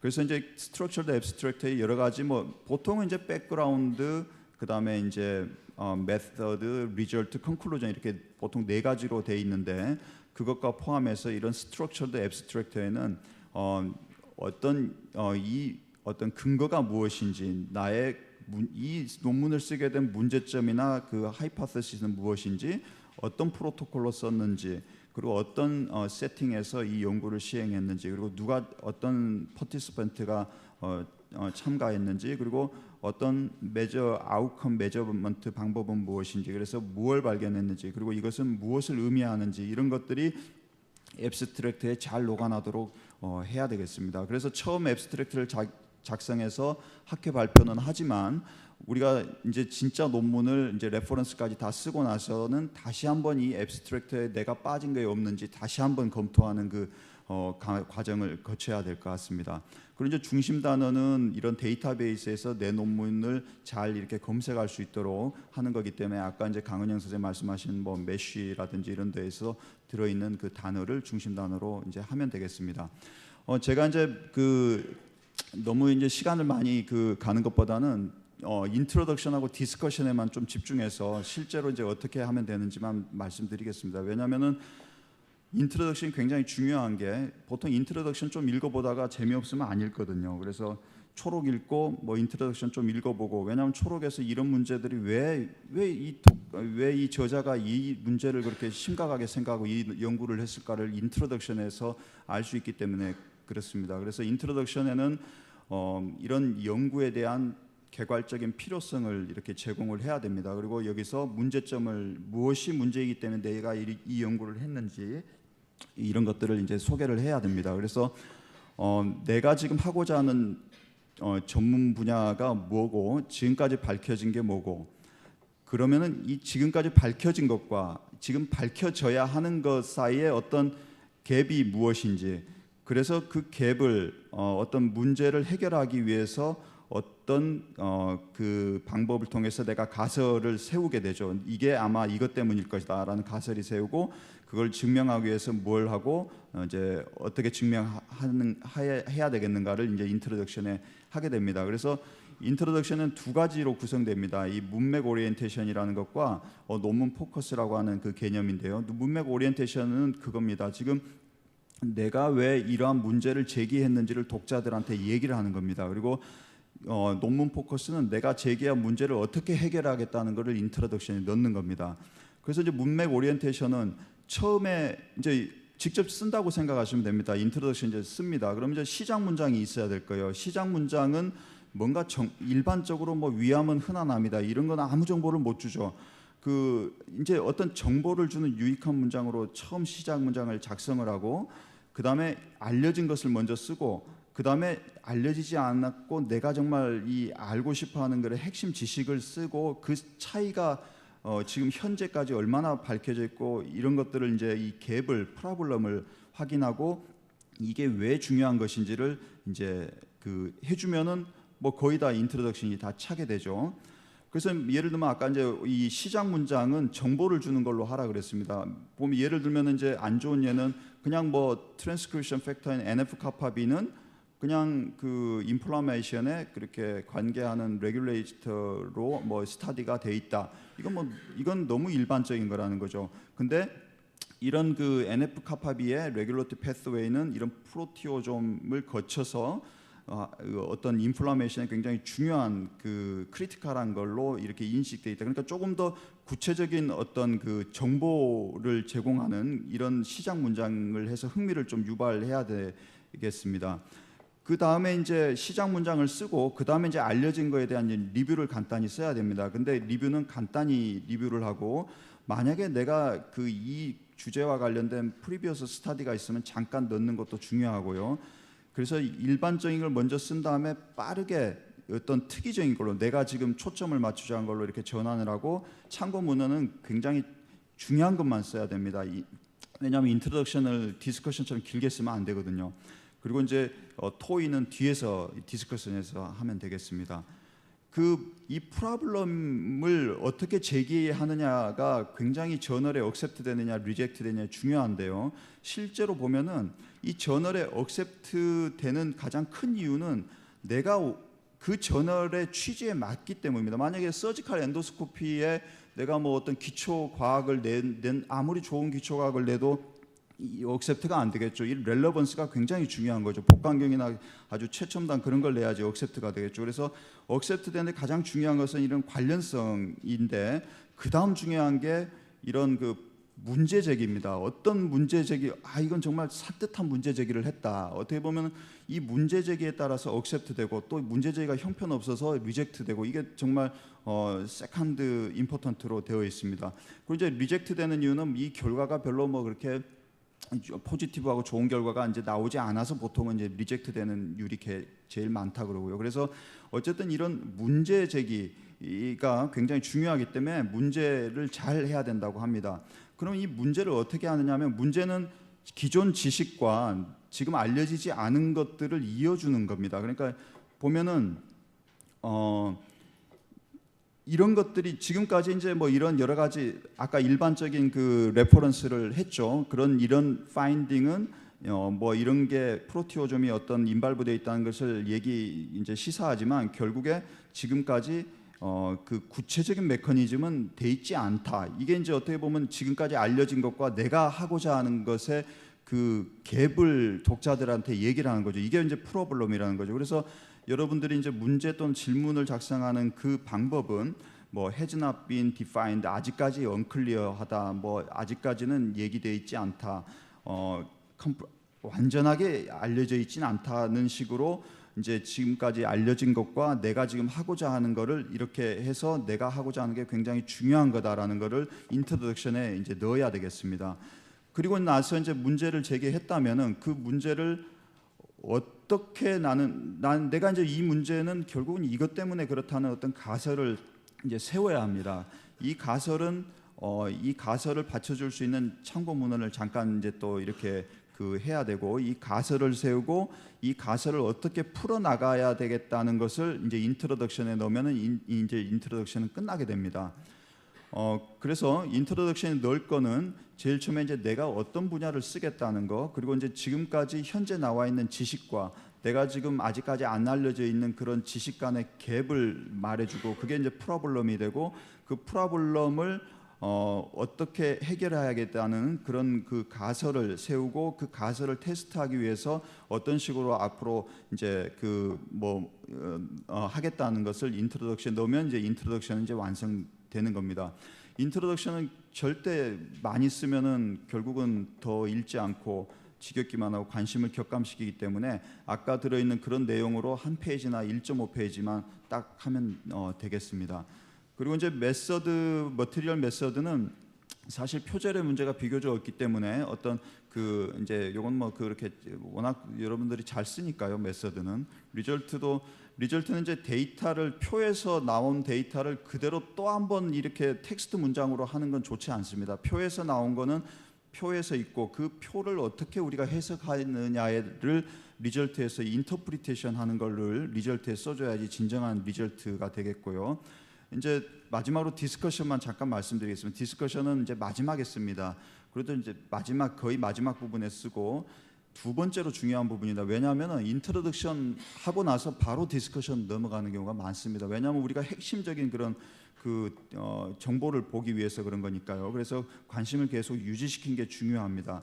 그래서 디스커션은 이제 만약에 지금 쓴다고 생각합니다. 그러면은 제일 먼저 유혹하는 문장을 하나 써야 됩니다. 그래서 뭐 그냥 그 미사여구 다 그런 걸로 막 이렇게 쓰지 말고 정확히 내가 원래 제기했던 문제의 이 결과 우리가 이제 이런 걸 연구를 해서 이런 문제는 이게 원인이었다 또는 뭐 이게 문제였다 뭐 이렇게 아예 그 답을 하는 이 테이크홈 메시지로 먼저 시작을 하고 그것에 바로 이어서 내가 제시한 이 답을 지지하는 여러 가지 이제 근거를 요약을 하면은 한 단락이 완성이 됩니다. 그 다음부터는 그 다음 단락은 내가 이걸 증명하기 위해서 이전에 했던 프리비어스 스타디가 있으면 조금 더 여기에 대한 것을 기술을 하고 여기에 대한 이제 선생님들이 이제 학교에서 발표를 했을 때 아마 거기서 질문을 하는 내용이 있지 않습니까? 이건 좀 이렇게 생각해 볼 수 있고 저건 또 저렇게 생각해 볼 수 있는 거 그런 거를 다 적어서 이런 데다 쓰면 되거든요. 그래서 이전 연구가 있으면 그 내용에 대한 토의를 기술하고 그 다음 단락은 이제 내 연구와 일치하는 나의 연구를 서포트해주는 그런 일치하는 그 연구에 대한 여러 가지 레퍼런스를 해가지고 토의를 한 단락을 작성을 합니다. 그럼 벌써 세 단락을 만들었어요. 그런 쓰리 프레이즈를 만들었고 패러그래프를 만들었고 그 다음에 반대하는 의견에 대한 그 상대방의 의견도 또 이렇게 토의에 해줘야 됩니다. 왜냐하면 한쪽으로 몰고 가면 안 되니까. 그래서 반대 의견에 대한 출판된 논문 연구에 대한 토의를 기술하면 또 하나의 패러그래프가 돼서 지금 4개의 패러그래프가 되고 그러면 이제 한 2장, 1장 반 정도 채웠죠. 근데 이제 나하고 연구하고 안 맞다고 해서 절대 뭐 헐뜯거나 그렇게 하지 말고 왜 불일치하는지를 이제 또 한 패러그래프에 이렇게 설명을 해주면은 이제 5 패러그래프 되고 그 다음에 내가 레트로스펙티브 데이터라든지 나의 어떤 그런 실렉션 바이어스가 있다든지 이런 나의 연구 디자인이라든지 이런 결과를 해석하는 데 있어서 한계점에 대한 토의를 기술해서 이 한계점을 나중에 극복하는 다른 세컨더리한 연구가 나올 수 있는 그런 근거를 만들기 위해서 이런 나의 연구에 대한 한계점이라든지 이런 것들을 이제 기술을 하면 이게 이제 6째 패러그래프가 되고 그리고 이제 마지막 단락에는 뭐 인컨클루전이라든지 또 이렇게 보통은 이제 맺는 경우가 많은데 이 결론 단락에는 본문에 나왔던 연구를 언급해야지 여기서 뭐 갑자기 막 어떤 다른 얘기를 하면 안 되고요. 연구를 하고 이 중요한 것 중에 하나가 왜 이 그 지금까지 내가 했던 연구가 내 분야에서 왜 중요한지를 반드시 얘기를 해줘야지만 어떤 이 디스커션의 완성이 되겠습니다. 그래서 한번 지금까지 디스커션을 못 썼다면은 오늘 댁에 가셔서 그 진짜 이 테이크홈 메시지 쓰고 거기에 바로 지지하는 근거 한번 써보고 그 다음에 내 연구와 내 프리비어스 연구 있으면 쓰고 그 다음 단락은 이제 일치하는 거, 그 다음에 반대 의견, 그리고 또 왜 불일치, 그럼 왜 불일치하는지, 그리고 내 한계점 뭔지 이러면 금방 2페이지는 쓸 수 있거든요. 그래서 가져가시면은 이제 그 지도 교수님하고 좀 이제 얘기가 되면서 조금 더 빨리 이제 진행이 되죠. 그래서 아마 그 이렇게 쓰시면은 그래도 많이 좀 그 진도가 나갈 것 같습니다. 네, 경청해 주셔서 감사합니다. 감사합니다. 참 중요한 말씀을 많이 해주셨는데 우리 질문 있으시면 질문.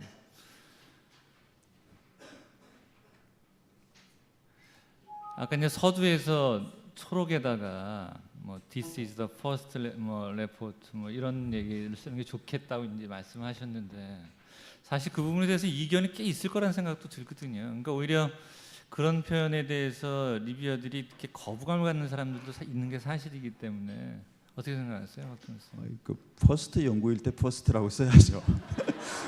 세컨드인데 퍼스트로 쓰면은 그거는 바로 뭐 리뷰어까지도 못 가고 그냥 그 신뢰성을 있기 때문에 그 진짜 퍼스트일 때는 진짜 이게 중요한 퍼스트라는 걸 밝혀줬을 때 그게 이제 뭐 맞다는 거지. 그걸 일부러 퍼스트는 아닙니다. 저 개인적으로는 초록에는 안 쓰고요. 디스커션 부분에는 정말 퍼스트면 퍼스트라고 쓰고 있습니다. 다른 질문? 예. 많은 전공의 전임 지도를 하셨는데요. 가장 이 부분이 가장 약하다. 어떤 단계에서 전공의 전임이가 논문을 어려워한다. 이런 디스커션이죠, 뭐.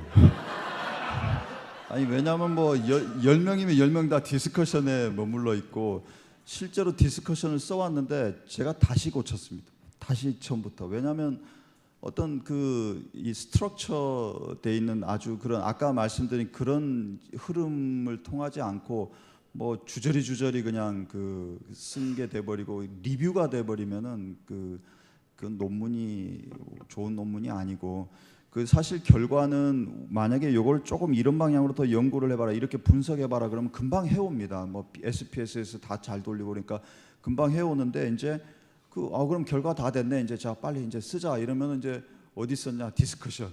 그러니까 그건 이제 이런 걸 조금 그리고 또 하나는 여러분들이 이제 영어를 사실은 이제 원어민이 아니기 때문에 영어에 있어서 많이 좀 괴로운데 저도 한 반은 그냥 이전에 했던 데 문장을 다 뺏기면 카피잖아요. 뺏기면 안 되지만은 조금 왜냐하면 내가 이제 영어를 내 모국어가 아니니까 그래도 내가 요런 표현을 갖다가 좀 다른 논문에서 조금 인용을 합니다. 조금 뭐 조사나 이런 거 좀 달리해서 인용하지만 그건 나중에 우리가 강력한 또 영문 교정이 있기 때문에 영문 교정할 때 완전히 텍스트 자체가 바뀌어 버립니다. 그래서 아마 근데 이제 확인은 해야 돼요.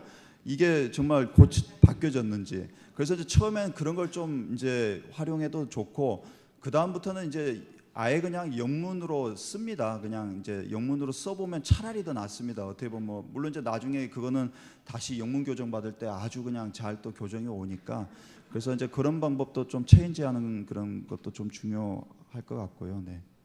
영문 교정 어디에다 맡기세요?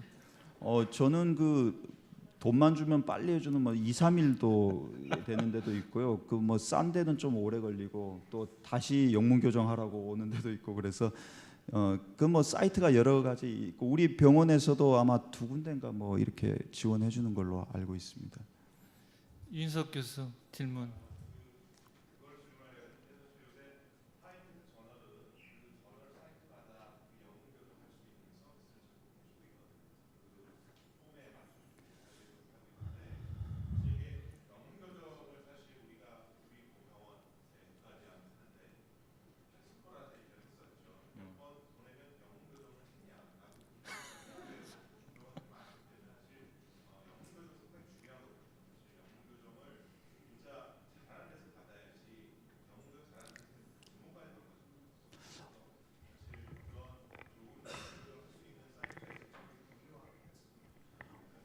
제가 이제 오스트리아에 아마 본거지가 있는데요. 미국은 아니고 거기 온라인 잉글리시 뭐였는데 지금 당장 웹사이트에 그걸로 한 이후로 한 번도 영문 교정하라고 오지 않았기 때문에 거기는 이제 더블로 주면은 빨리 해주고요. 한 2, 3일 만에 이제 원래대로 근데 이제 한 2, 300분은 합니다.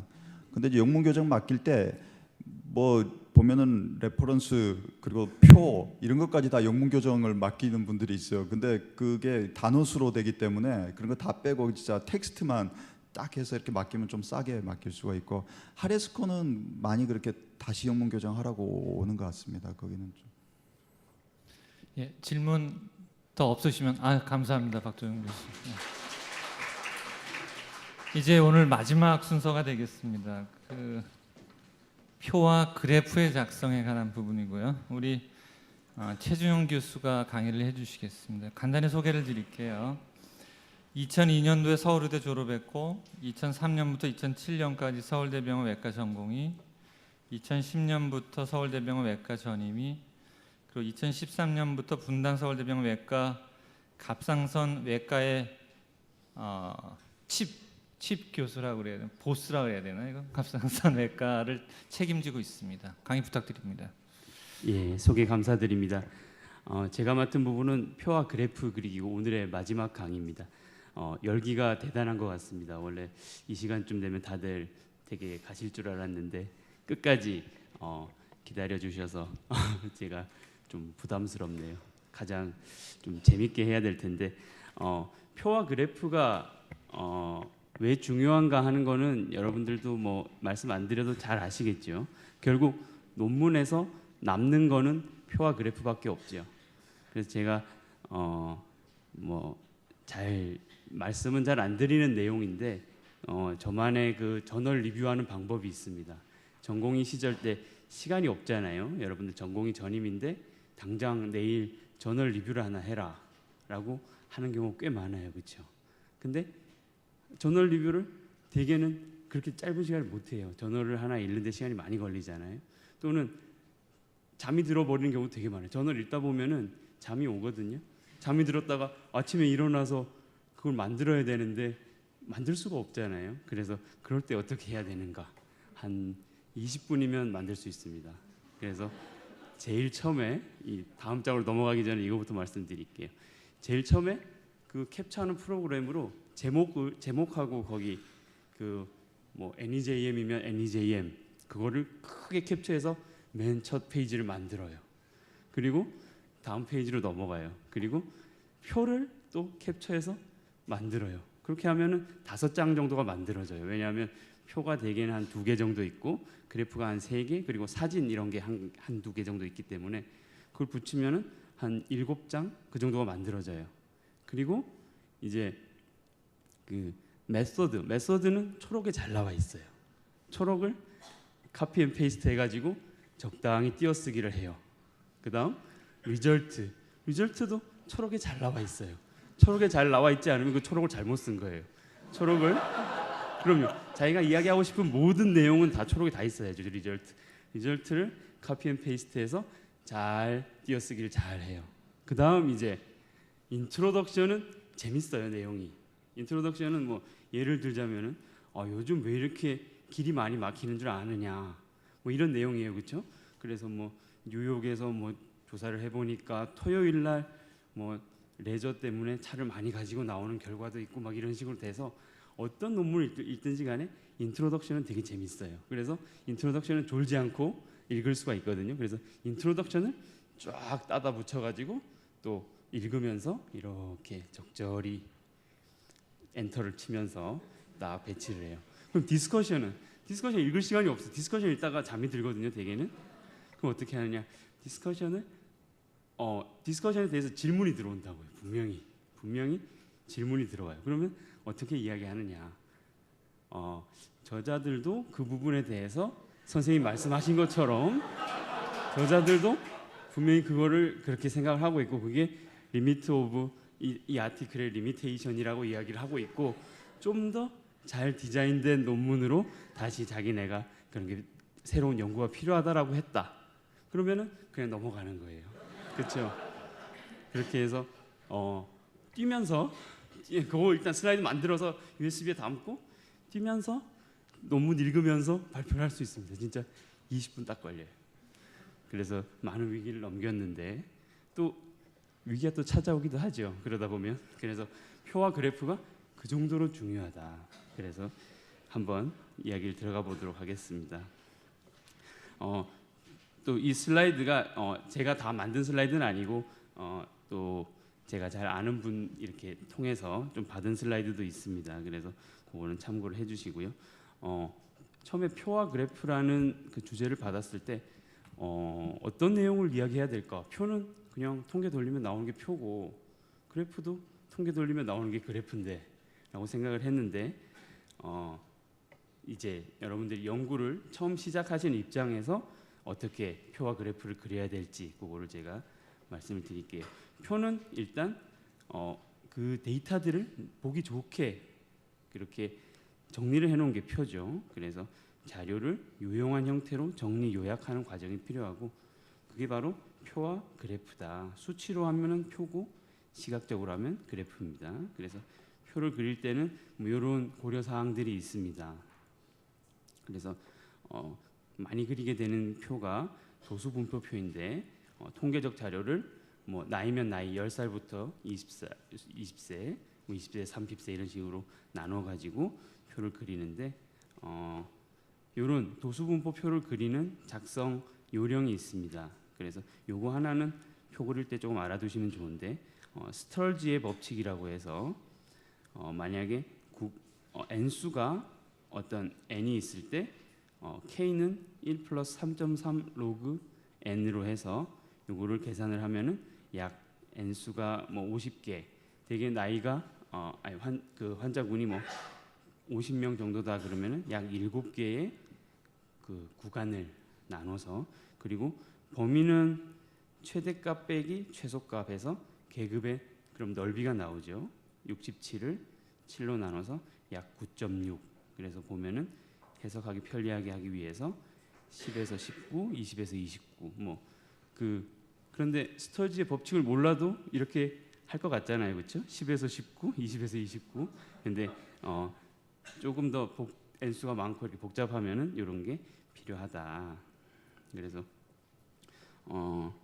이렇게 표를, 이런 잔연수가 있다면은 이런 표를 누적도수, 상대도수 표를 그릴 수가 있습니다. 그래서 표를 그리는 게 자기가 많이 본 저널, 내가 이거하고 비슷한 저널을 써야 되겠다, 또는 외과 같으면은 일단 환자군에 대해서 데모그래픽스라고 환자 나이와 성별 이런 걸 쭉 표시하는 표가 테이블 1번 테이블이잖아요. 그래서 그런 거를 미려한 표로 그 논문에 있는 대로 만들면 됩니다. 그래서 표 그리기는 그렇게 어렵지는 않은 것 같아요. 그리고 표는 보내면은 그 저널에서 자기네가 이렇게 정렬을 다시 하고 해서 다시 그립니다. 정말 중요한 거는 오히려 그래프죠. 그래프는 내가 그려서 보내면은 그게 그대로 논문에 실리는 겁니다. 그래프는 다시 그릴 수가 없잖아요. 데이터가 없으니까는. 그래서 그래프는 정말 논문에 실리는 형태대로 깨끗하게 그려줘야 되고, 여러 가지 그래프들이 있는데 그래프를 아까 선생님들 아침부터 많이 들으셨지만 산점도, 뭐 히스토그램, 박스플롯, 이런 생존 분석, 그리고 뭐 회귀 분석, 포레스트 플롯 그리는 방법들이 뭐 프로그램을 돌리면 나오죠. 근데 그 프로그램 돌린 결과가 우리가 논문에서 보던 결과랑은 똑같지는 않습니다. 그래서 그거를 어떻게 그리느냐, 프로그램에서 조절을 해줘야 되는 건지 아니면은 진짜 그림판에서 손으로 그려야 되는 건지, 그런 거를 이제 말씀을 드리겠습니다. 제가 참고한 책은 이제 서울성심병원의 김지영 선생님이라는 분이 쓰신 연구자를 위한 그래프 그리기라는 책인데 굉장히 인포머티브하고, 이 책에 있는 대로만 하면은, 그리고 이 책에 있는 저자께서 운영하는 그 홈페이지가 있습니다. 여기에 그 엑셀 파일을 그냥 다운을 받을 수가 있어요. 그래서 거기에 숫자만 집어넣으면은 그 그래프를 그대로 그릴 수가 있습니다. 그래서 꼭 여기 한번 들어가 보시기를 제가 추천을 드립니다. 책도 사보시면 좋고요. 그래서 히스토그램은 이런 거는 그냥 엑셀이나 뭐 그냥 기본적으로 지원을 해주는 그런 그림이기 때문에 구간이 있고, 그다음 그 도수를 넣으면은 그 도수를 표시해주는 그런 그래프입니다. 그리고 원 그래프. 근데 원 그래프가, 이런 그래프가 논문에 나오지는 않죠, 그렇죠? 그릴 수는 있지만, 그래서 이렇게 파이 그래프를 그릴 수도 있고, 꺾은선 그래프.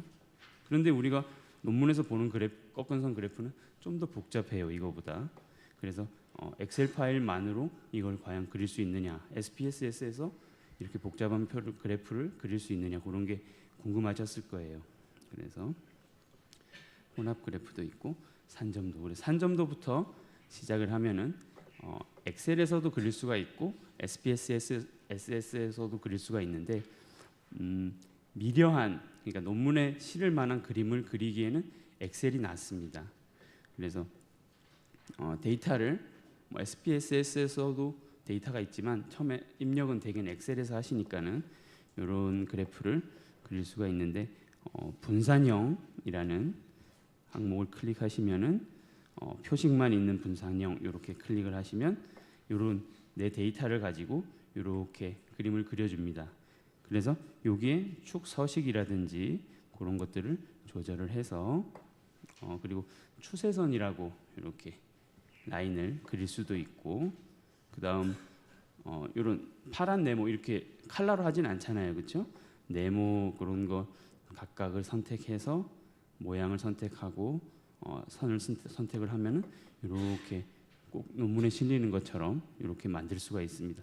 요거를 그대로 파워포인트 같은 데 가져와서 이런 글자를 쓸 수도 있는 거죠. 그래서 이대로 해서 또 마지막에 이제 포토샵을 한번 거쳐야 되는데, 거기를 해서 보내면은 이대로 실리는 거죠. SPSS에서는 그래프, 레거시 대화 상자, 그리고 산점도, 점도표 이렇게 들어가시면은 X축, Y축 넣고 확인을 넣으면 그림을 그릴 수가 있습니다. 그런데 거기는 이제 거기서도 축을 바꿀 수가 있어요. 제가 뒤쪽에 생존 분석 곡선 고칠 때 그 부분을 적어놨는데 거기서도 똑같이 고칠 수는 있습니다.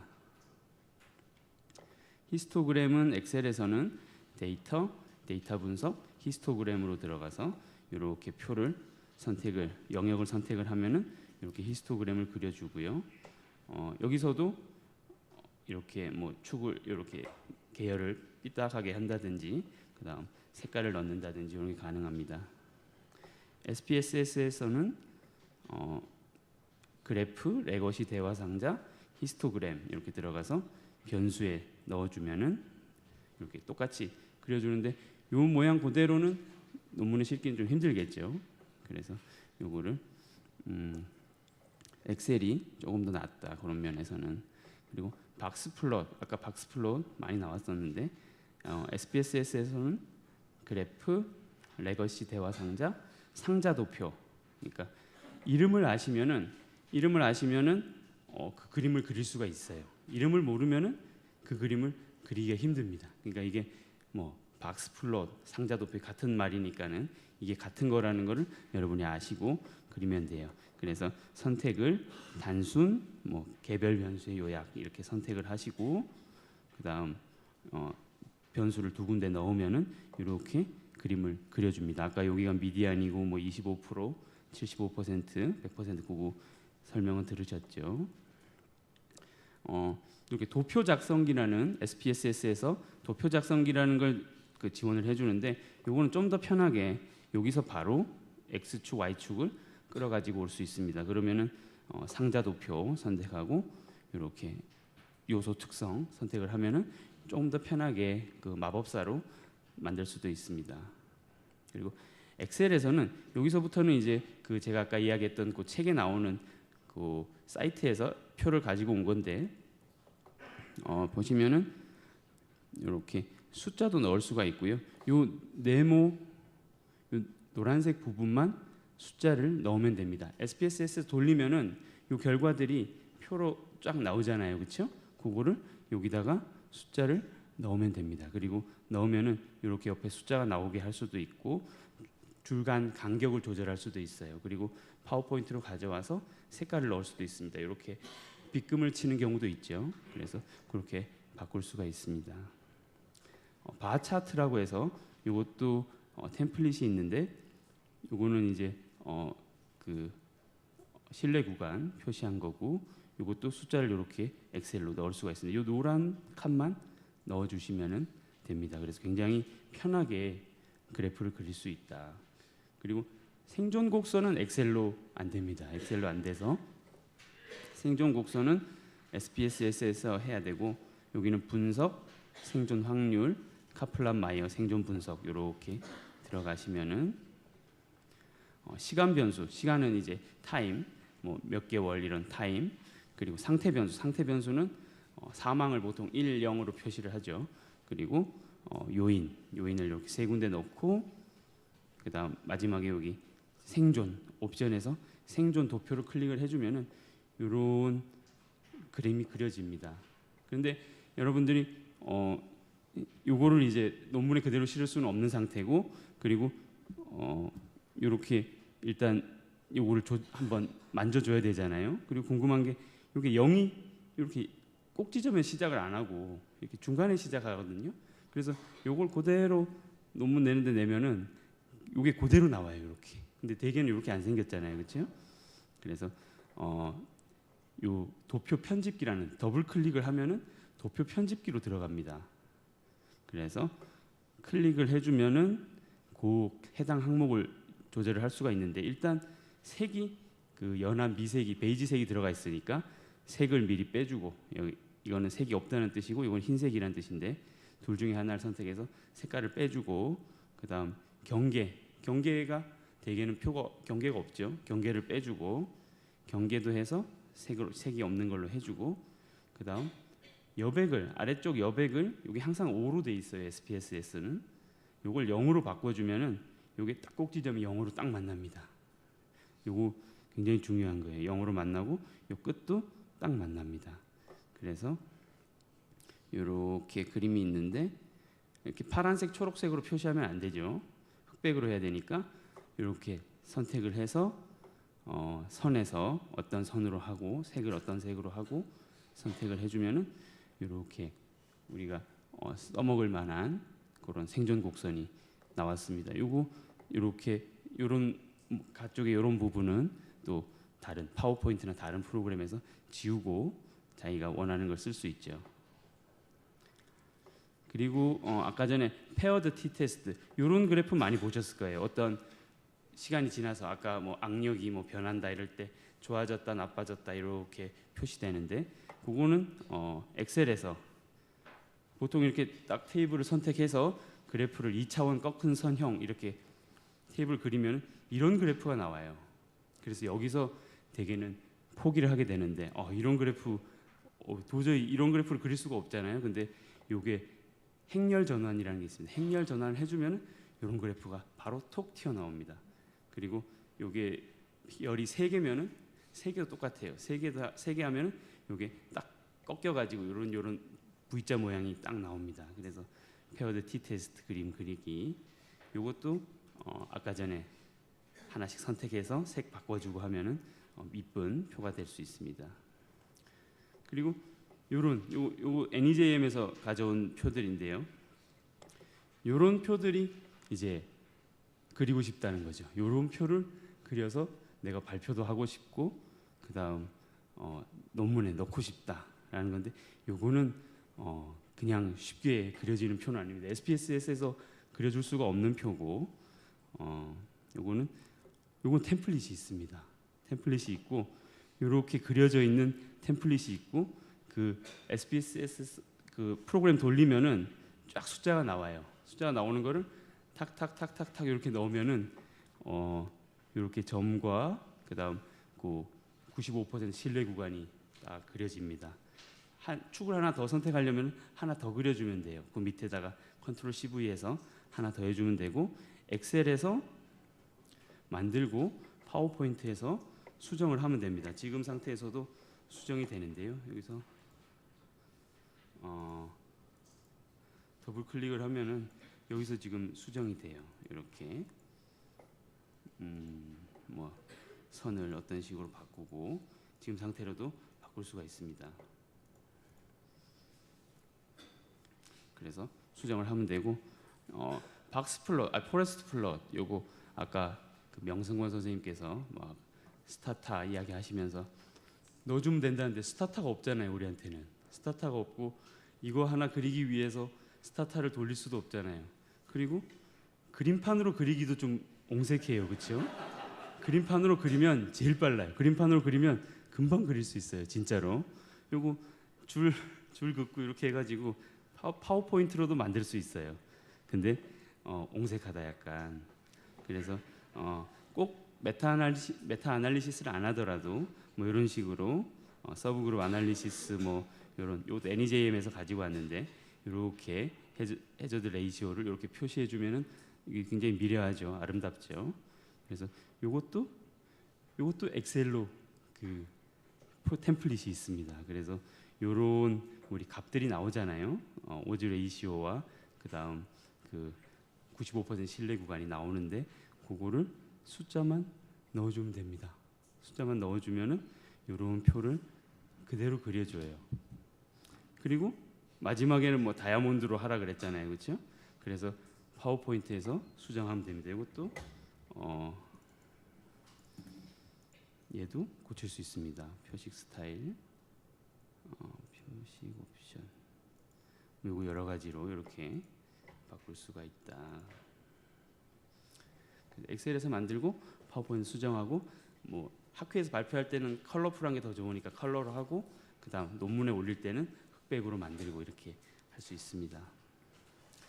그다음 또 학회 발표하다 보면 이렇게 세계 지도에 표시하거나 한국 지도에 이렇게 색깔 다르게 해서 표시하는 경우가 있는데, 그거는 구글 드라이브 같은 데 가시면은 스프레드 시트에 차트에 보시면은 지도를 지원을 해줍니다. 그래서 지도를 지원해서 지역을 선택해서 색을 바꿔주면은 그 지역만 이렇게 딱 빛나게. 근데 한국이 이렇게 제일 끝쪽에 있어요.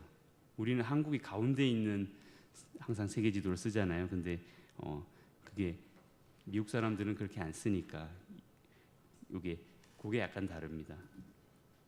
한국 지도는 이렇게 뭐 사이트에 가시면은 뭐 사이트뿐만 아니라 여러 이제 인터넷에서 다운 받을 수가 있는데 거기서 이렇게 색깔을 바꿀 수 있게 그림판에서 색깔을 바꿀 수 있게 돼 있어요.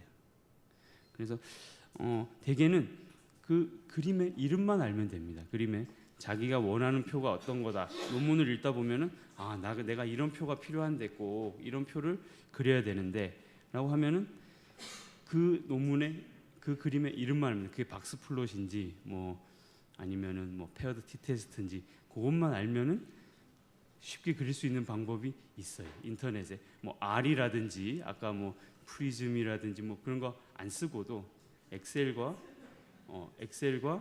그 SPSS만으로 그릴 수 있습니다. 그리고 한 가지 도구로 되는 건 아니에요. 일단 비슷한 표가 나오면은 그거를 마지막에는 그림판을 쓸 생각도 해야 됩니다. 예전에 정말 누가 이렇게 생존 곡선 그려달라 그랬을 때 제가 손으로 그림판에서 그 위에다 그려준 적도 있어요. 이렇게 해가지고 표가 너무 흐리다고 해가지고 좀 진하게 해달라 그러더라고요. 근데 아무래도 진하게 안 돼서 그림판으로 그 위에 그려줬어요. 그래도 되더라고요. 그래서 최종 마무리는 여러 가지. 그래서 결국은 한 땀 한 땀 그려서 내가 그리는 그대로 그게 논문에 실린다. 그리고 마지막에 이 1200 DPI 만들기 이게 항상 여러분들이 걸리는 분들이 많은데 그 1200 DPI라고 DPI는 dot per inch인데 그러니까 그 얼마나 많은 점이 그 그림에 들어 있느냐라는 건데 표는 1200 그리고 그림은 뭐 300 이런 식으로 맞춰줘야 엔터가 입력이 돼요. 아예 1200을 맞추지 않으면 요즘은 홈페이지 입력이 안 되기 때문에 그 1200 DPI를 맞춰줘야 되는데 포토샵 요거는 포토샵을 써야 됩니다. 포토샵에 파일 뉴 들어가서 요 레졸루션이라는 거를 1200 요걸로 바꾼 다음에 그다음 컨트롤 V 하고 저장은 우리 TIFF로 저장을 하죠. 그렇죠? 이렇게 저장을 하면은 끝납니다. 그러면은 이제 아주 큼직한 멋있는 그림이 나오죠. 예, 이렇게 그리시면 됩니다. 그래서 여러분들 마지막 강의인데 잘 경청해 주셔서 감사드리고 예, 오늘 수고하십시오. 예, 고맙습니다. 예. 감사합니다. 그 질문 있으시면 한 2분 정도